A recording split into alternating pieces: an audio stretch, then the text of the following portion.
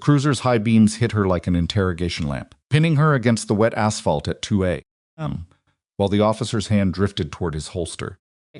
He saw a woman alone, out-of-state plates, scrubs wrinkled from 16 hours of driving, and he decided right then that she was easy.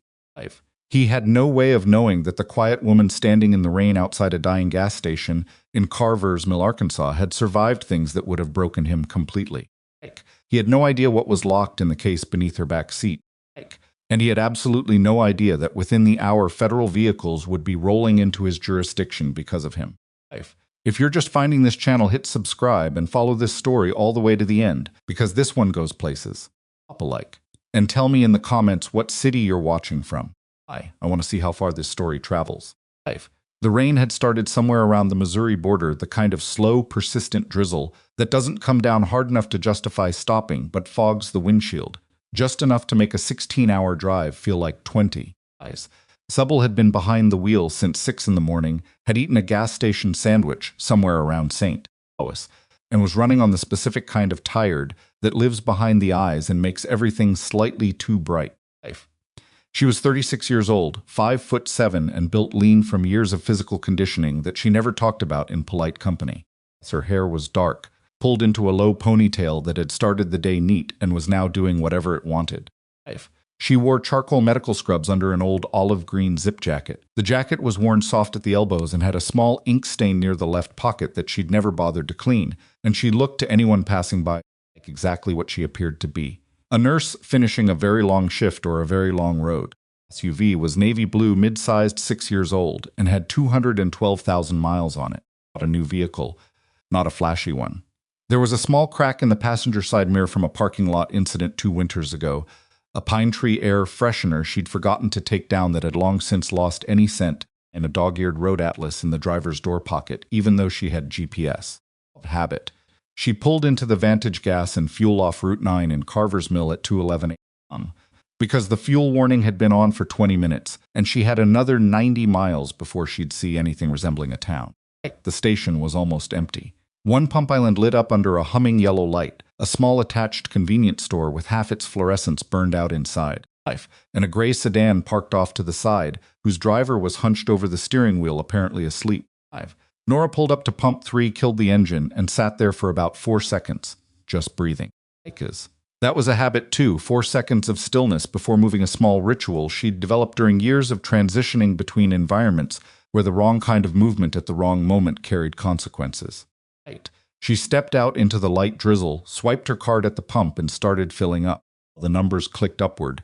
She rolled her neck once, pressed her fingers into the small of her back, and looked up at the sky, which was purple-gray and low, and smelled like wet concrete. She didn't notice the patrol car until she heard gravel crunch. It rolled in slowly from the Route 9 entrance, headlights on full, and came to a stop at a pump, but at an angle slightly behind her SUV, slightly to the left, positioned in a way that wasn't casual. It was a placement that blocked the exit lane. The officer who got out was tall and broad through the shoulders, wearing the dark uniform of the Carver's Mill Police Department. He had a flashlight in his left hand that he didn't turn on, and he walked toward her with the deliberate, unhurried pace of someone who had already decided what kind of interaction this was going to be. "Evening," he said. Then, without pausing license and registration, I turned toward him. "Good evening," she said, and her voice was steady and unremarkable. "I'll need to reach into the vehicle for my registration. That all right?" Yeah, he watched her the way a man swatches something he's already decided to distrust. She retrieved both items, handed them over without comment, and then returned to standing beside the pump with her hands loose at her sides. She would learn shortly was Officer Brandon Crail. He was 41, 14 years on the force, and had a particular energy about him that she recognized from a handful of people she'd encountered in uniform over the years, the kind that wasn't curiosity or caution, but something closer to appetite.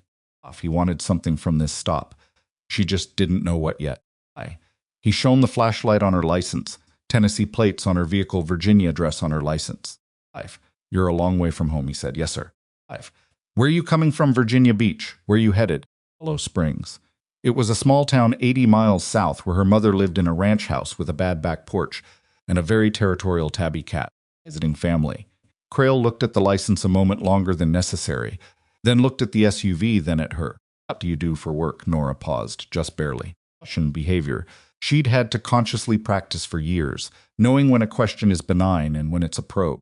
I'm a nurse, she said currently between assignments. Between assignments, he repeated, like the phrase tasted funny to him. That's in the vehicle. Personal belongings, some medical equipment I transport between placements. It was a true statement. It was also a vastly incomplete one, medical equipment, he said. He clicked the flashlight off. Mind if I take a look? I do. Actually, again, steady, I don't consent to a search. His expression shifted not into anger, not immediately, but into a flatness that was worse. A deliberate blankness. I wasn't asking as a suggestion. I understand. That I'm declining respectfully and clearly. Do you have a warrant? Don't need one if I have probable cause. Do you have probable cause? He looked at her for a long 3 seconds. Then he said, I'm detecting an odor. She didn't react the way he expected. She didn't get flustered, didn't start explaining herself, didn't get loud. She just looked at him with an expression as patient and empty and said, no, you're not. That was the moment it went sideways. He told her to step away from the pump. He told her to put her hands on the hood of his cruiser. She said, am I under arrest? He said, not yet. She asked what that meant legally. He told her to stop asking questions. The second officer was younger, maybe 26, 27, and had gotten out of the passenger side of the cruiser shortly after Crail started questioning her. He'd kept his distance, arms crossed, watching with an expression Nora read as uncomfortable. Hostile. Uncomfortable. There was a difference. When Crail told Nora to put her hands on the hood, DeLuca moved 2 steps closer and then stopped. He wanted to say something, but hadn't decided if the cost was worth it. Nora placed her hands on the warm metal of the cruiser's hood. The rain had picked up slightly, not a downpour, just more of itself, dampening her jacket across the shoulders. She could feel Crail behind her, moving toward her vehicle. You can't search without consent or a warrant, she said, not loudly, not panicked. Fact. Offered plainly, stop talking. I'm not resisting. I'm informing you that this search is unlawful. She heard the SUV's rear door open. That was when something in her chest went very still, not fear, but something adjacent to it. What recognition of what a search would find? There's a locked case in the back, she said. Before you touch it, I need you to understand what it contains. Said nothing. She heard him moving things around. Officer Crail louder this time. I am formally telling you that case contains materials protected under federal jurisdiction. I am asking you clearly and on the record to stop. On the record, he said from inside the vehicle. There was derision in it, thick as smoke. Who do you think you are, Lady? Nora exhaled slowly. The convenience store had a camera mounted above the entrance. She'd clocked it when she pulled in, angled, to catch the pump island, whether it was whether it had audio. She didn't know. Didn't matter right now. What mattered was that Crail was about to make a decision that was going to cost him more than he understood. She heard him find the case, heard the change in his movement, the way he went quiet, the way the shuffling stopped and was replaced by something more deliberate. Yes, open it. I can't do that here. I'm not authorized to open that case outside of a secure facility. He appeared at the rear of the SUV with the case in his hands. Medium-sized hardshell with 2 combination locks and a federal inventory sticker along one edge. Standard government issue. The kind that looked to someone who knew like exactly what it was. And to someone who didn't know, like Crail, probably looked like something to be suspicious of. He set it on the trunk of his cruiser. Open it or I will. You don't have the authority to open that case. Neither do I outside of a controlled environment. Officer Crail, I am requesting you contact your watch commander before you do anything to that. He produced a multi-tool from his belt. DeLuca, said Brandon. I ignored him. Brandon, more urgent this time. She's been telling you. She's military. She's been telling me she's a nurse. She said federal jurisdiction. She said secure facility. Brandon, that's a government inventory tag. Crail looked at him, and the look he gave DeLuca was the kind that ended conversations before they started. Knock back, Tyler. Nora watched him start working at the first lock. She felt something that wasn't quite resignation, but was close to it, the specific exhaustion of watching someone walk off a cliff. They'd been warned about moving too fast to stop. You should listen to your partner, she said. Shut up. Hines. I'm not telling you this to protect myself. I'm telling you because what happens after you open that case, there's no undoing it. Lock. Crail forced the second lock. The case opened. He stood there in the rain, flashlight pointed at the interior, and went very quiet. Visible from where Nora stood, a set of Navy service dress blues, nicely folded. Shadow boxes worth of military decorations, among them a silver star and a Navy cross. A sealed waterproof document envelope with a federal classification marking along its edge in red block letters. A set of credentials behind clear plastic, including a photo ID that matched the woman standing beside the cruiser hood. And above all of that, in its own cushion tray, a gold device that most people only ever saw in photographs. Like a Navy SEAL Trident, Crail stared at it for 4 or 5 seconds. The rain ticked against the case lid, then he looked up at Nora. She looked back at him without expression, not triumph, not anger, just a kind of level patience that had been there the whole time. Chief Petty Officer Sable, she said quietly. United States Navy Special Operations Medical Specialist. Currently on authorized travel with classified briefing materials. She paused. I tried to tell you.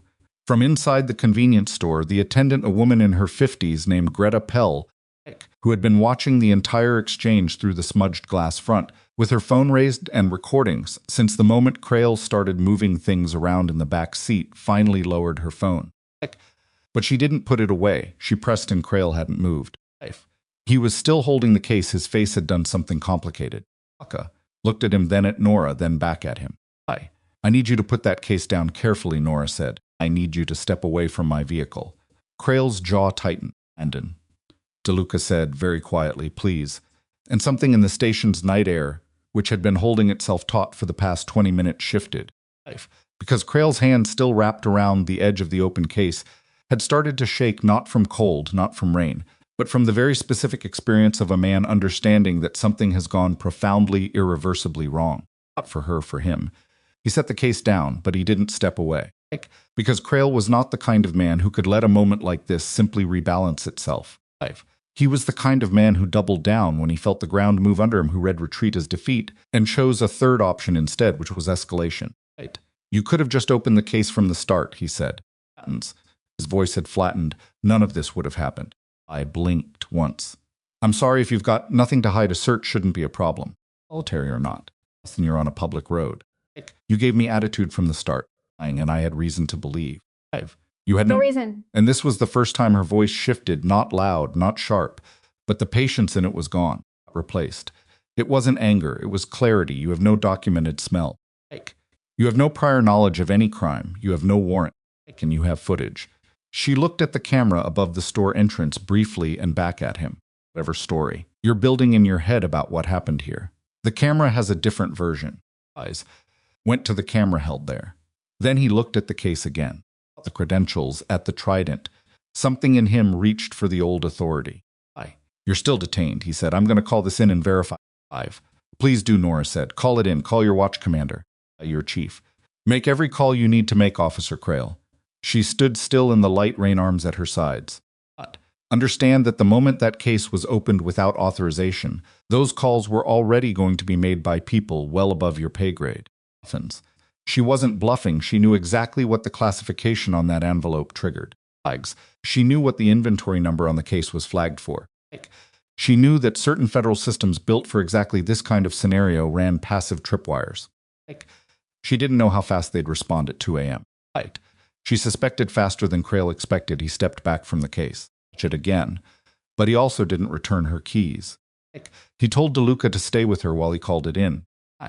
He walked 15 feet away and turned his back phone to his ear. Aka stood there. He wouldn't meet her eyes. You could have stopped this, Nora said to him. Not accusatory. DeLuca said nothing, but his jaw worked. It's okay, she said. You're going to have a chance to make a different choice. That chance is coming soon.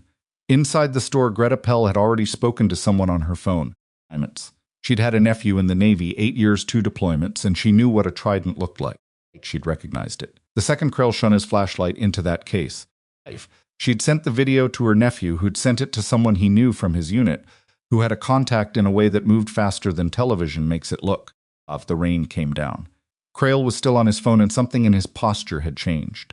The shoulders had dropped. The head had angled slightly down, the way a person's body changes when they stop talking and start receiving.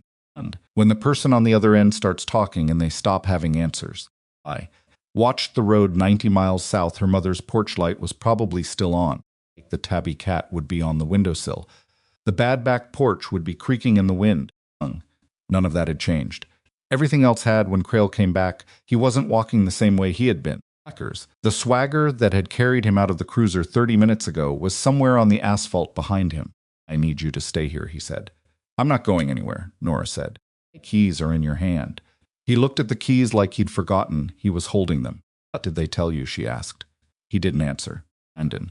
DeLuca again, and this time there was something different in it, not the discomfort from before, but something that was starting to harden into alarm.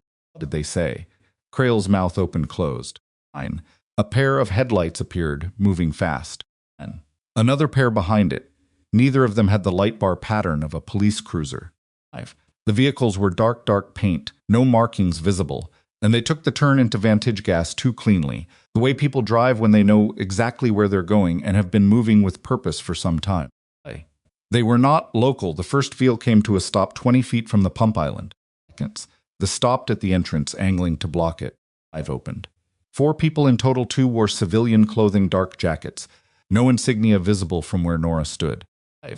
2 wore something closer to uniform. All 4 moved with a particular economy of motion that Nora recognized in the same way she recognized the Trident in her own case.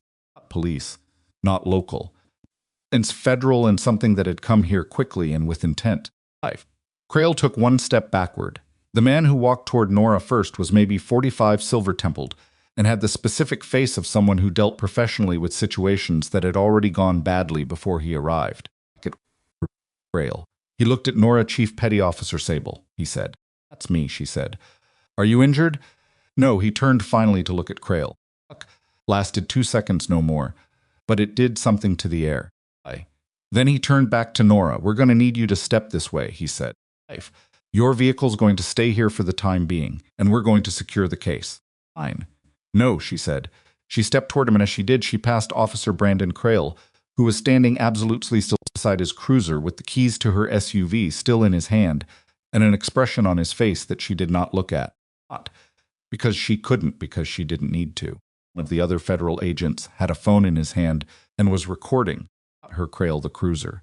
The case still sitting on the trunk where Creel had left it, its broken locks glinting under the yellow station lights.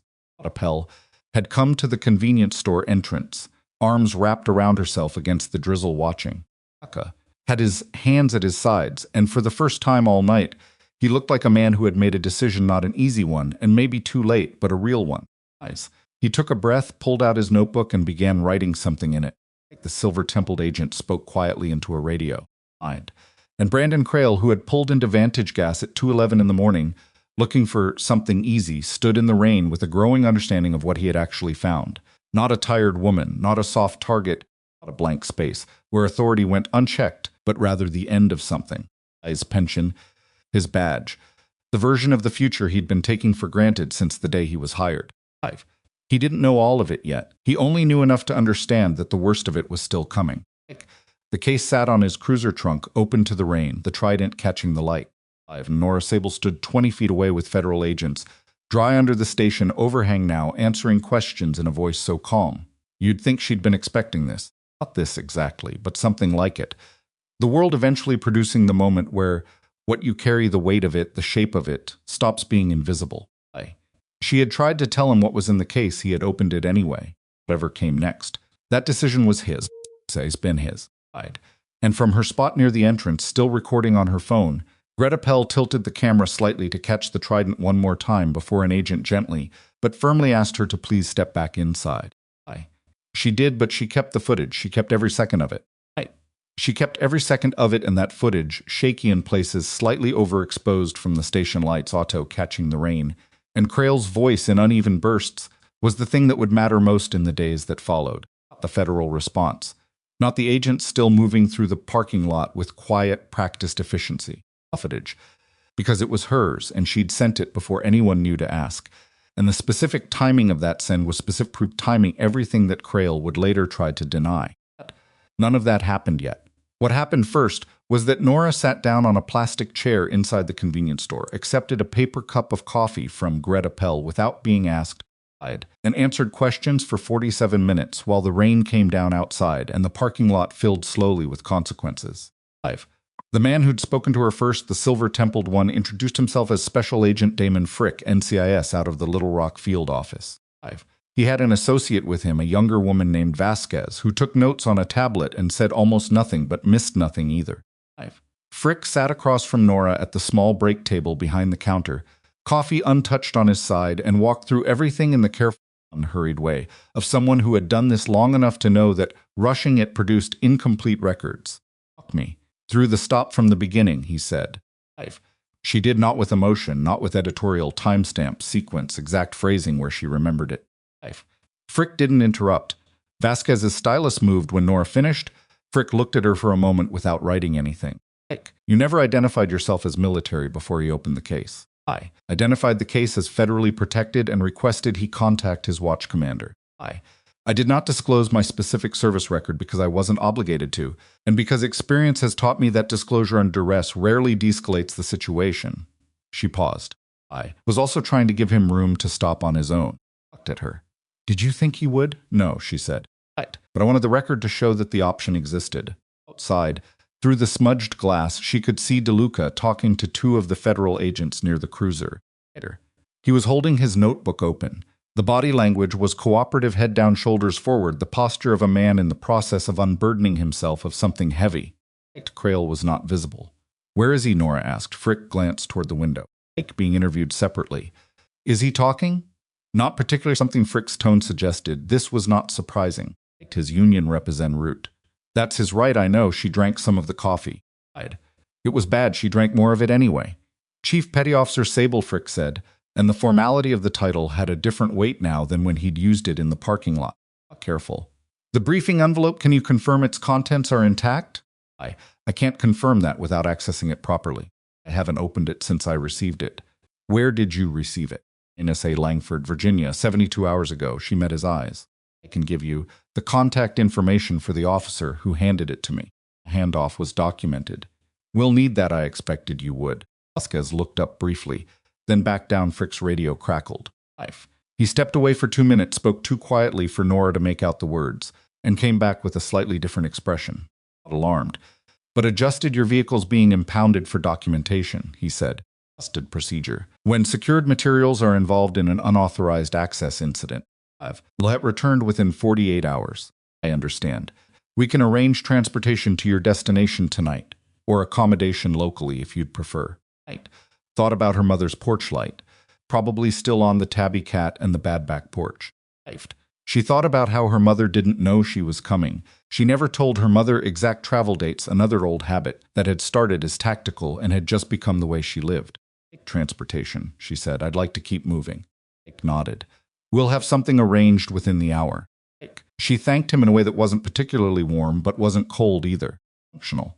Like everything else she'd done since Crail's cruiser had rolled into the station. She'd been functioning. There was a point where functioning and feeling occupied the same space, and there was a point where they separated, and she'd spent a long time learning to live in the gap between them. Appel appeared at the side of the counter with a wrapped sandwich from the cooler and set it on the table near Nora's coffee cup, without a word. Nora looked at it, then at Greta. "You've been here a while," Greta said by way of explanation. "Figured," Nora said. "Thank you." And she meant it in a way that wasn't functional. That part surprised her slightly. Greta went back to her spot near the register, and outside, the parking lot continued its slow transformation from a place where something bad had happened into a place that was being taken seriously. Crail had by this point been seated in the back of one of the federal vehicles. Not in handcuffs, not yet, but in the back of a vehicle that wasn't his cruiser, with an agent he didn't know. Receiving information through a union rep, who'd arrived looking flustered and tired and immediately started talking about procedure in a way that suggested even he understood how thin the ground was. Aka had completed his statement. He'd written 2 full pages in his notebook, which he handed to Vasquez in the parking lot with both hands, like he was giving back something that didn't belong to him. She accepted it, photographed each page, and handed it back. DeLuca had written, was this that he'd had reservations from the moment Crail claimed to smell marijuana, that he'd recognized the government inventory tag on the case and said so, that he'd heard Nora warn them about federal jurisdiction, and that Crail had proceeded anyway, and that DeLuca had failed to physically intervene when the first lock was forced because he'd been afraid of what Crail would do to his career. He also wrote at the bottom of the second page, in handwriting that was slightly different from the rest, more cramped, like it had been added after a long pause, that this was not the first time something like this had happened with Crail. There had been other stops, other people in other vehicles. Crail had a preferred demographic for these kinds of late-night interactions, and it was not random. That last part was what changed the shape of the entire investigation. Nora didn't know about what DeLuca had written, not yet, but she knew something had shifted in the quality of the activity outside when Frick came back a second time and sat down across from her with a different kind of stillness. There may be additional aspects to this situation beyond tonight's incident, he said carefully. Meaning Crail has done this before, she said. Frick didn't confirm it. He didn't redirect either. We're going to need a few more minutes of your time. Take what you need, she said. I'm not going anywhere tonight in any hurry. The next 40 minutes were different from the first 47. Frick's questions became more specific. He wanted to know if Crail had indicated any particular reason for targeting her vehicle. She told him about the out-of-state plates, about his first comment, "You're a long way from home," about the way his body language had shifted when she declined the search. Vasquez's stylus moved faster. At one point, Tapel said, "Hide from behind the register," without being asked. "What is this?" Agents looked at her. "Officer Crail," she said. He comes through here, this station Route 9, the bypass. I've worked nights here for 11 years. She picked up a rag, put it down. I've seen how he picks his stops. Frick turned fully in his chair. Would you be willing to make a formal statement? Looked at him, then at Nora, then back at the parking lot, where Crail was still in the back of the federal vehicle. She was quiet for a moment, then nobody ever asked before. That sentence landed in the room. And sat there, we're asking, Vasquez said, and it was the most she'd said in 2 hours. Becca set the rag down and came around the counter. At 4 a.m., the Vantage gas and fuel parking lot had a different population than it had started the night with. The gray sedan whose driver had been asleep. He'd woken at some point during the early federal arrival and quietly departed, which was probably for the best, was gone. 3 federal vehicles, a Carver's Mill Police Department cruiser, and a second CPMD vehicle that had arrived carrying the department's watch commander, a man named Sergeant Art Hewitt, who had come looking harried and left looking significantly more harried after a 10-minute conversation with Frick that Nora observed through the convenience store window. Hewitt was the kind of law enforcement official who was not corrupt himself but had spent his career choosing not to look at things clearly. Not malicious, not stupid.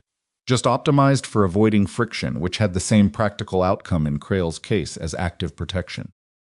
He'd looked at the federal vehicles and the open case and the classification markings on the evidence log and understood, probably for the first time, what that choice had been costing. Nora watched him walk back to his vehicle and sit in it for a while before driving away. She understood Hewitt not sympathetically. She didn't have room for sympathy in this particular structure of feeling, but with a kind of recognizing clarity. She'd worked alongside people like him. In some ways, the system that produced Crail couldn't exist without the Hewitts to cushion it. At 4:22 a.m., Frick told her that the classified envelope had been collected by a separate federal detail and would be transported through proper channels to its intended recipient. He said it in a tone that closed the topic, which she appreciated. It wasn't his business. And he knew it. At 4:35 a.m., a dark sedan arrived, this one civilian, not federal, and a woman got out who introduced herself as Lieutenant Commander Priya Solin, and who shook Nora's hand with the brisk efficiency of someone who'd driven fast and was ready to work. "I'm your liaison," Solin said, "also technically your ride." "I didn't request JAG-G representation. No, but when the NCIS incident flag hit the system and cross-referenced your service record, it generated an automatic notification. Had a leather case under one arm, and the expression of someone who found bureaucratic auto-triggers mildly annoying but fundamentally useful. You're not any trouble. The system just notices when something happens to certain personnel." Nora looked at her for a beat. "Certain personnel. Your classification level generates a Tier 1 flag, and that flag fires representation deploys. It's in your service agreement." Solin paused. "Did you read your full service agreement?" "I did." "Then none of this should be surprising," Nora said. "I just wasn't expecting company for the drive." "The drive is the debrief," Solin said, not unkindly. "We can do it in the car." While Solin introduced herself to Frick and began the handoff of documentation, Nora went back to the break table, finished the bad coffee, and ate half of Greta's sandwich. It was slightly dry. She ate it methodically. Greta was still behind the counter, completing her own formal statement with Vasquez. She was a thorough witness. Dates, descriptions, cycle types, approximate times. 7 years of working nights in a small town gas station had apparently produced a very accurate observer. Nora suspected the thoroughness surprised Vasquez slightly, which said something about Vasquez's assumptions and nothing about Greta. At some point, Nora looked up, and Greta caught her eye across the store. Held it for a moment. Greta gave a small single nod. Returned it. There were no words for it. There didn't need to be. Outside, things were resolving into their next phase. The federal vehicles were beginning to move one toward the highway, carrying the case and its content on, staying with a junior agent who would remain at the scene through the daylight hours.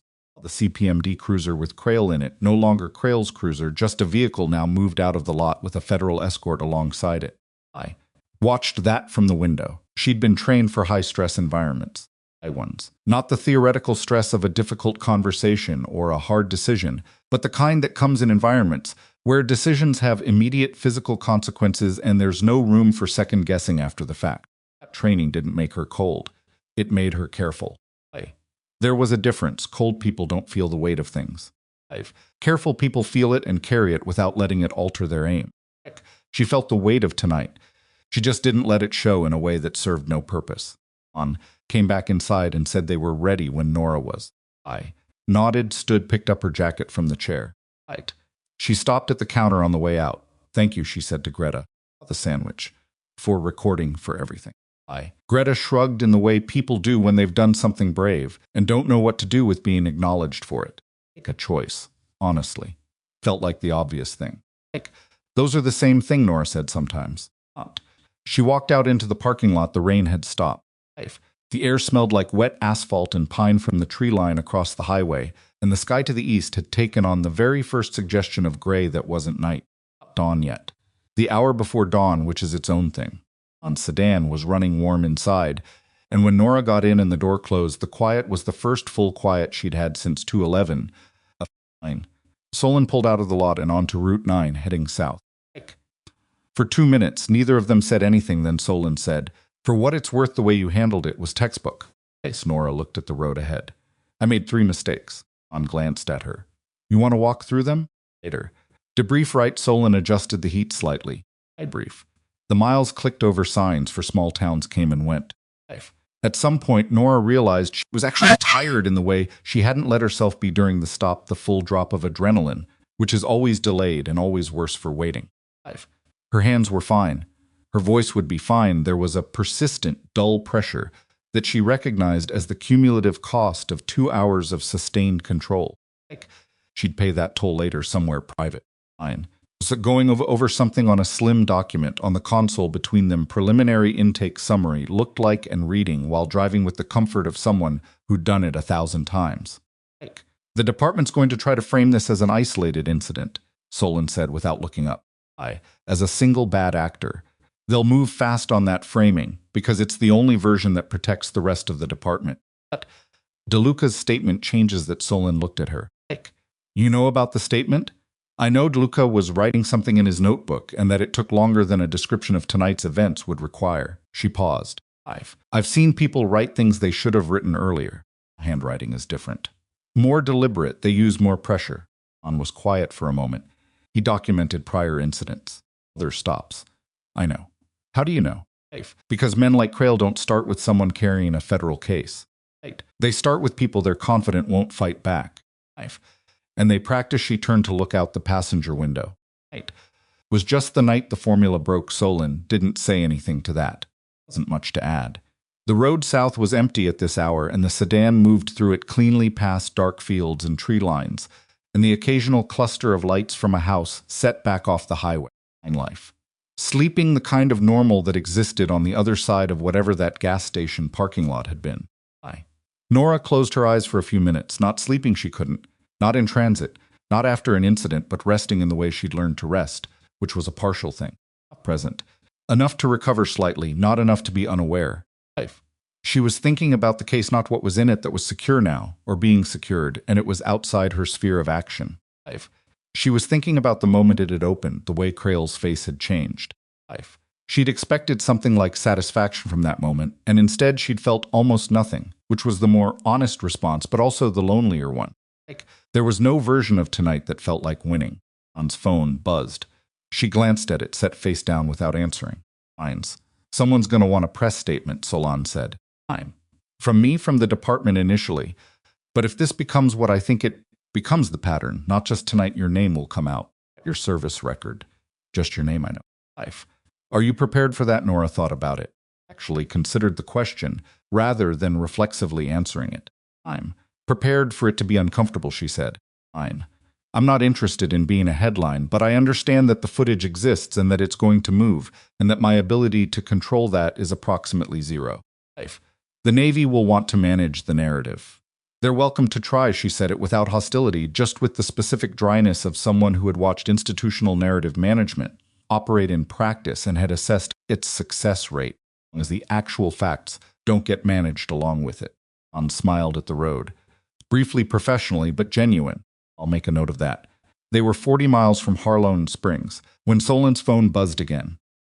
This time she answered it on the console speaker, and Nora heard Frick's voice, slightly compressed by the speaker and the motion of the car. We have a development, Frick said. Solon said. Go ahead. Local news. Picked up the scanner traffic. They've got partial information. They know there was a traffic stop, federal involvement. A Carver's Mill officer detained.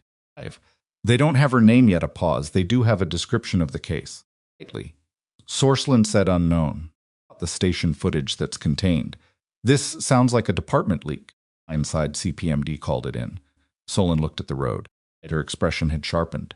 How partial is partial, Nora said. A brief pause from Frick, like he was recalibrating for a third party in the conversation. They know the case contained military materials, but they don't know the classification level. They've used the word SEAL in one internal communication we intercepted before broadcast, but we don't think they'll run that without verification. Until they try to verify, Solon said. 40 minutes. Yes, if they have a military contact. Solon said all right, and ended the call and said nothing for 3 seconds. And this changes our timeline. In what way? Nora said, though she had a reasonable guess. In the way that changes every timeline where someone leaks before the facts are documented. Solon reached for the console document. If your name gets out before the department's official account is filed, they can shape the coverage around their version first. Gets the first public narrative and my record stays classified, so I can't effectively counter it. Not without disclosing things you shouldn't have to disclose. Let that sit for a moment. The road, the dark fields. 40 miles. And somewhere between here and there, a local news station, with half a story and a radio contact and enough information to build something that would look at first glance like a different story than what had actually happened at Vantage Gas. What do you need from me? She said. Solon glanced at her. I need to make 2 calls in the next 15 minutes. One to the Navy PO on duty, one to the NCIS media liaison. She paused. And I need to know whether you're willing to go on record with anything before this breaks. I thought about it for the length of a long breath. Being on record meant words attached to her name attached to tonight. Attached to a story that was still assembling itself in real time, in a direction she could influence but not control. It meant the public version of Nora Sable included this particular 2A. I'm at a gas station in a town she'd never intended to stop in. She thought about Greta Pell, who had said nobody ever asked before, and who had given her statement anyway in the back of a gas station at 4 in the morning without anyone asking. She thought about the other stops, the ones DeLuca had written about with more pressure and different handwriting. The people in those vehicles who had not been carrying a Trident and a federal classification envelope, who had not had agents arrive at 3 a.m. in dark vehicles. Yes, she said, one statement, factual, no editorial. By you before release, agreed, Solon said. Fine. Nora looked at her. Make sure the statement includes Greta Pell's role. My name. She was the one who recorded it.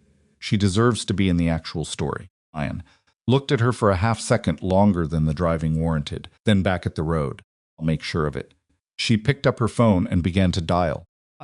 Nora looked at the road ahead, at the gray sky lightening infinitesimally at the edges, and let herself just briefly feel the full weight of the night she'd had.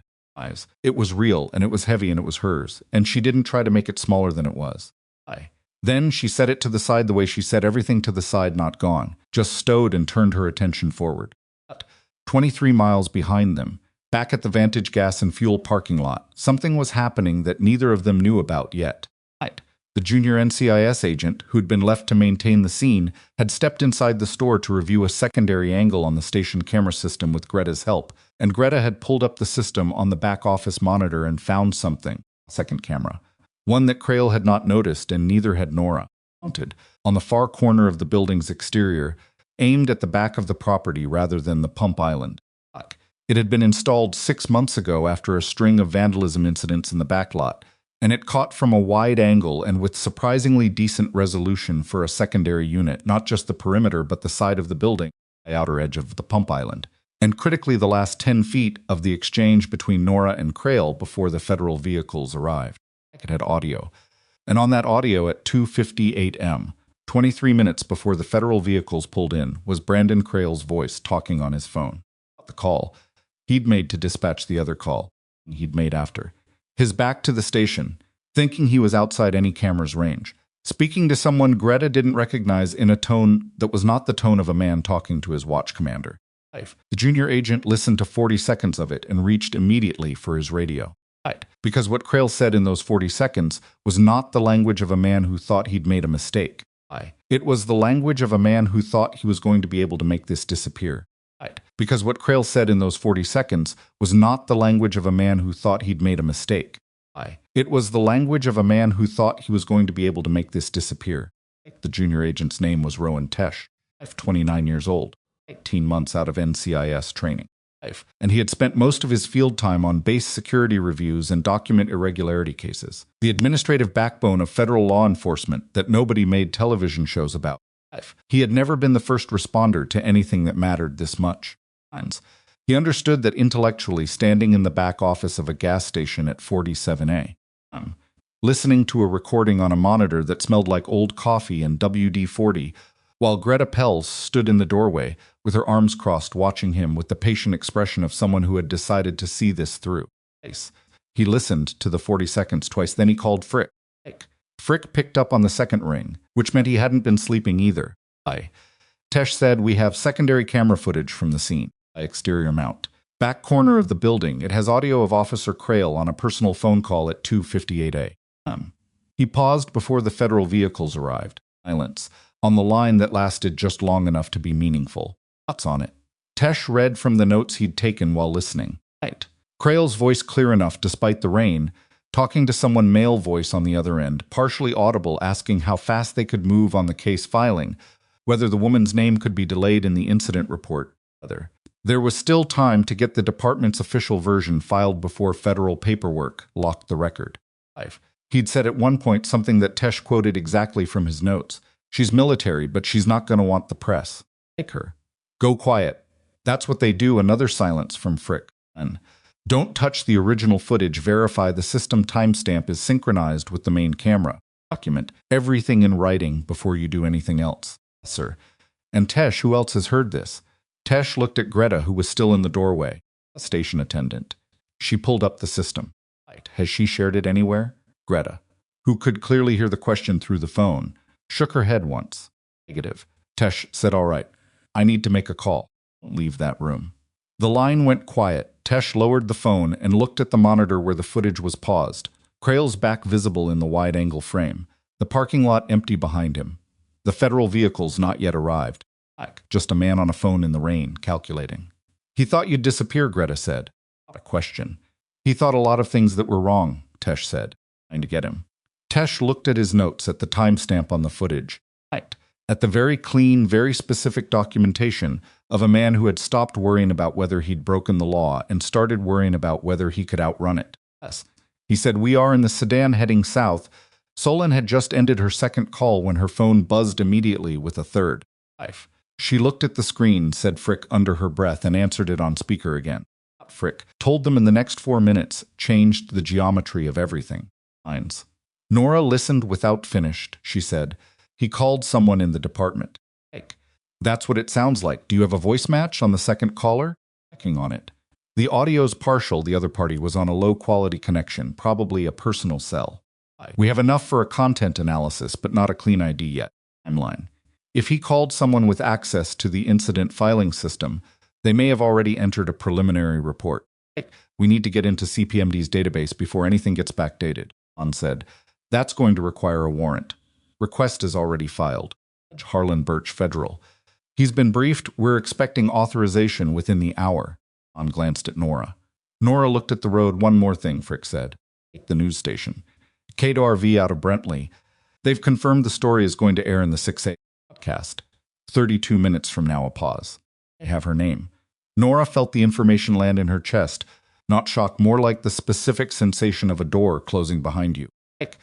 The name was out, whatever happened next. It happened with her attached to it publicly. Us. Solon said, same leak pattern department, not media. 5. Crail made 2 calls, Nora said. Neither Frick nor Solon responded immediately, because neither of them had articulated it that quickly. But the logic was obvious. One stated 1 call to the department insider about the filing, 1 call to a media contact to get the story shaped before the federal version locked. It's 2 separate tracks, both aimed at the same outcome. Control the record. Control the story, reduce the woman to a manageable narrative before she could be anything else. He was trying to build a wall, Nora said fast. He had 15 minutes before we arrived, Frick said. Lines. Then we used the next 32, Solon said, and her voice had sharpened into something decisive. Frick, I need the statement cleared in Codename's hands before the 6 a.m. Can you get me a direct media contact there? Listened. Now Nora Solon looked at her, the statement we drafted. I need you to expand 1 section, which one, the part about the case. 5. You said factual, no editorial, I agree, but the public doesn't know what a federal classification means in practical terms. They need 1 sentence that makes it concrete, Nora thought about it. Unauthorized access to a federally classified package is not a paperwork issue. It is a federal crime with a mandatory minimum sentence, the same category as destroying surveillance evidence in an active investigation. Fine. Solon repeated it to herself quietly, the way people do when they're deciding if something will hold up. That works. She was already typing on her phone with 1 thumb while driving, which was technically illegal and also completely necessary. 5. Anything else you want in Greta Pell's name? I said it before. Already in. In DeLuca's cooperation, he made a hard call. It should be noted. Solon paused typing. You want to put your arresting officer's partner in a positive light? 5. He wrote 2 pages when he didn't have to, and the last paragraph was about other victims. Nora kept her eyes forward. Nice. Yes, I want it noted. People who do the right thing late deserve acknowledgement too. Otherwise, you only ever get people doing it early, which is a much smaller number. Ann looked at her. Then she went back to typing. 5. The sky continued its slow commitment to gray. 5. The fields on either side of Route 9 South had been replaced by low commercial strips, and the occasional subdivision. They were getting closer to populated territory, which meant the morning had weight now, people waking up, coffee machines, starting phones reaching for the first news of the day. 32 minutes was not much time. It turned out to be enough. At 5:58 a.m., 2 minutes before the KWRV broadcast, the station received the formal statement from Media Liaison, co-signed by NCIS and attributed to Chief Petty Officer Nora Sable, U.S. The producer on duty, a woman named Tara Finch, who had been in local broadcast for 19 years and had a very well-calibrated instinct for which version of a story was the real one, read the statement twice. 5. Compared it to the information she'd received from her source and made a judgment call. 5. She ran the full statement. She named Greta Pell. She noted Officer DeLuca's cooperation with investigators. 5. She reported that Officer Crail was being held pending federal charges. 5. She did not use the word SEAL because the statement didn't use it, and Finch was the kind of journalist who's understood that what you leave out can be as important as what you put in. Aired at 6 a.m. was not. Crail had tried to build in 15 minutes of rain-soaked phone calls. 5. It was something closer to the actual event. Nora didn't watch it. 5. She was 30 miles from Harlow Springs, and she was thinking about other things. 5. Specifically, she was thinking about the phone call. She'd heard the beginning of through Frick's line. The second caller's voice, partially audible male. Frick had said on a low-quality connection. 5. She was thinking about Crail's 14 years on the force, about Hewitt's expression when he'd gotten into his vehicle and sat there before driving away. 5. She was thinking about who in a small-town police department would have the access and the inclination to alter an incident filing at 3 a.m., and who Crail would trust enough to call it wasn't a random contact. 5. It was a relationship, one with a shared history of making things go away. 5. She didn't say any of this to Solon. It wasn't her investigation. But she filed it somewhere in the organized, persistent part of her mind that didn't release things until they were resolved. And she looked at the road and she was quiet. They reached Harlow Springs at 6:14 a.m. On, pulled up outside a motel called the Ridgeline, which was not where Nora's mother lived, but was where Solon had arranged temporary accommodation, clean sight lines, easy access to Route 9 away from foot traffic. Practical reasons. Nora had similar standards for where she slept, so she didn't argue. Take it a few hours. Solon said, we'll reconvene at 10. Like, there's going to be a lot of paper to sign, I know. And Nora. Solon said it, with a slight hesitation that she hadn't shown before, which meant she'd been deciding whether to say it for a while. Crail said on that phone call that you'd go quiet. People like you go quiet. She paused. I want you to know that's not the operating assumption on our end. Nora looked at her. I know good. I was never planning to go quiet, Nora said. I was planning to let the evidence do it. There's a difference. An held that for a second, then nodded. I'll see you at 10. I got out of the car, and the Harlow Springs morning came at her cooler than the highway had been, smelling like pine and the particular damp that comes after rain has finished. Mockingbird was going through its repertoire in the oak tree by the motel sign. On a road somewhere close, real morning sounds.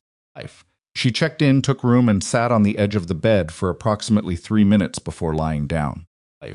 She did not take off her jacket. She did not set an alarm because she didn't need one. She closed her eyes and cataloged in the systematic way she'd developed over years the things that were in motion, the things that were Hert's responsibility, and the things that were not. The case secure en route, not her responsibility. The statement filed aired accurate, not her responsibility anymore. Crail in federal custody active, not her responsibility. The second caller, Frick's problem, not hers. It's her mother's porch light. Still on 80 miles south. Not a problem. Just a fact. The thing in her chest that had been there since the moment Crail opened the case, the one she'd been carrying since 2:58 a.m. Without putting a name to that was hers. She'd deal with it later properly, the way she dealt with things that accumulated in the course of doing what she did. She had a process. It wasn't clean, and it wasn't fast, but it worked. She slept for 3 hours and 20 minutes, which was more than she'd expected. She was awake, showered, and sitting in the motel room's single chair, with her phone reviewing what had moved while she slept. RV's story had been picked up by 2 regional outlets. The Navy released a brief secondary confirmation. The warrant for CPMD's internal filing system had been granted at 6:33 a.m. and executed by 7:15, which meant the database had been imaged before anyone could adjust what was in it. That last piece was the one that mattered most, and she took a long breath when she read it.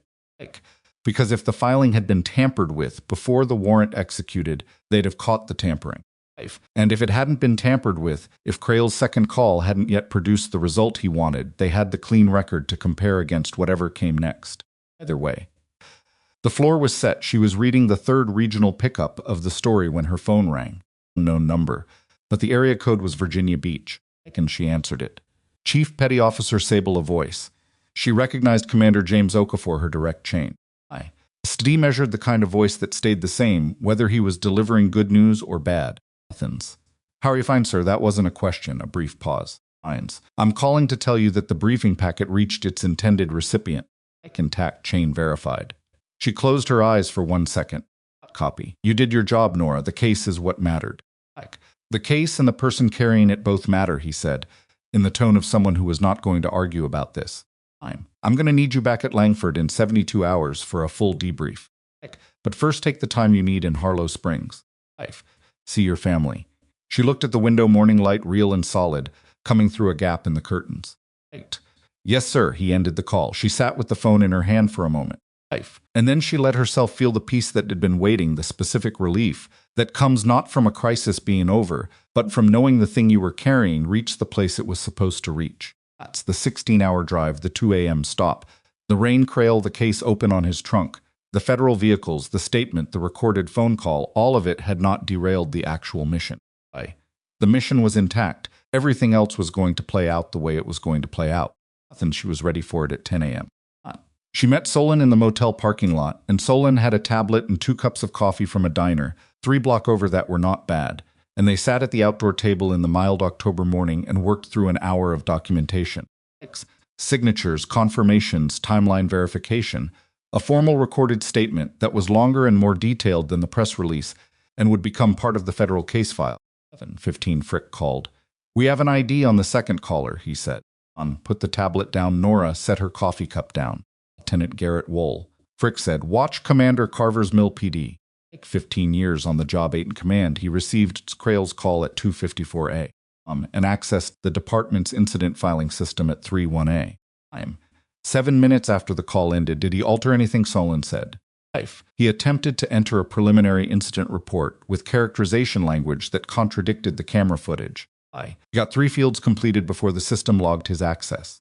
When we executed the warrant and imaged the database at 7:15, the partial entry was still there, timestamped his credentials, the specific language he chose. Slyan. What language? Slyan said. Frick. Reddit responding officer observed subject exhibiting erratic behavior consistent with impairment. Subject was non-compliant and resisted lawful search procedures. Officer acted within departmental guidelines.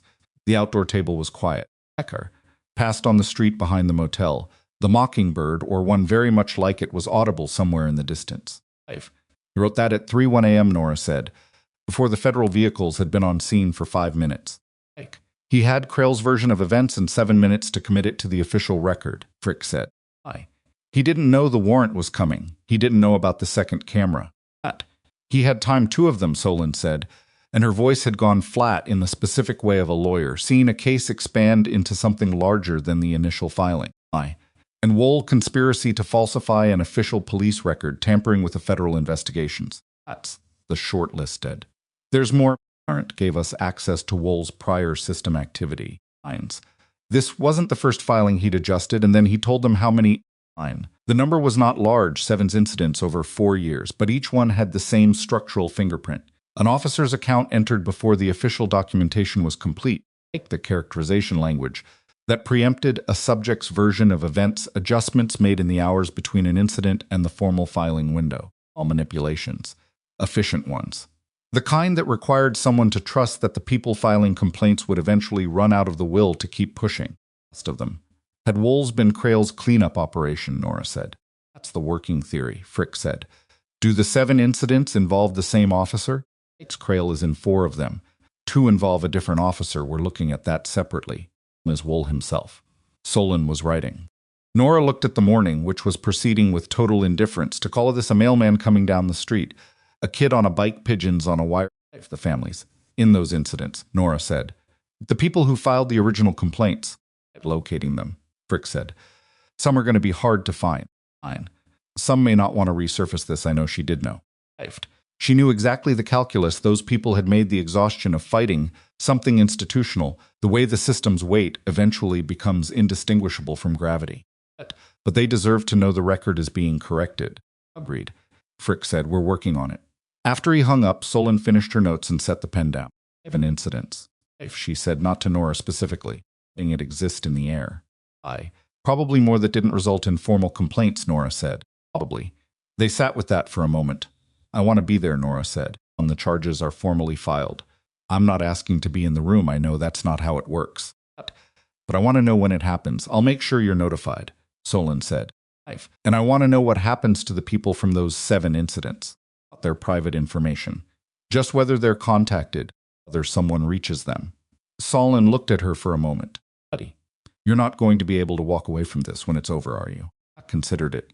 I'm going to go back to my unit and do my job, she said. But walking away and forgetting are different things. I'm not capable of the second one. She picked up her coffee cup. I stopped trying to be Solon. Nodded once.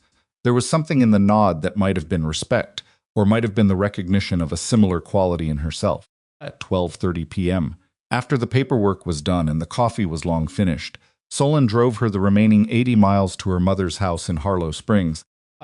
And when they pulled up to the small ranch house, with the bad back porch and the motion light above the front door that triggered because of the sedan in the driveway, a woman appeared at the front door, 62 years old, gray-streaked hair, glasses pushed up on her forehead, looking confused and worried in the way only parents of adult children look when they show up unannounced and tired. Got out of the car. Her mother said, Nora, what happened? You look... I'm fine, Nora said. I'll tell you later. Her mother looked at the sedan at Solon visible through the window back at Nora. She was a sharp woman with the specific intelligence of someone who had raised a child. She hadn't fully understood, but had loved without reservation. She read people well. She read her daughter now and decided not to push. Come inside, she said. I'll make food in a minute. Nora turned back to Solon, who had lowered the window. Thank you for the drive, both of them. 72 hours, Solon said. Langford. I know, get some actual sleep trying. On. Drove away and Nora stood in the driveway for a moment looking at the house. The back porch was clearly visible around the corner. sagging slightly at one end, a paint-stripped railing her mother had been meaning to fix for 3 years. The tabby cat appeared at the front window, registered Nora, and immediately lost interest. She almost smiled. She went inside, and the door closed. And for a few hours, Nora Sable was not a federal incident, not a military asset, not a headline, not evidence, not a case number. She was someone's daughter eating reheated soup at a kitchen table, while a tabby cat supervised from the counter, and the afternoon light came through a window over the sink. It was ordinary. She held onto it with both hands. 72 hours later, she would be back at Langford for the debrief. The federal filing against Crail and Wool would be completed and entered into public record. Would send her a notification at 8 from that morning. 2 words, charges filed. Nora would read it in the car on the way to the base and say nothing and look at the road. But that hadn't happened yet. What was happening at 3:15 p.m. on a Tuesday in October in a ranch house in Harlow Springs was that the tabby cat had moved from the counter to Nora's lap despite all previous evidence suggesting it disliked her. And her mother was talking about the back porch and whether the railing was worth salvaging or whether it should just come down entirely, and Nora was listening. And then her phone buzzed on the kitchen table, Solon's name on the screen, and she looked at it. Picked it up. The message was 6 words, and the 6 words meant that everything she thought she understood about what had happened at Vantage Gas at 2:11 a.m.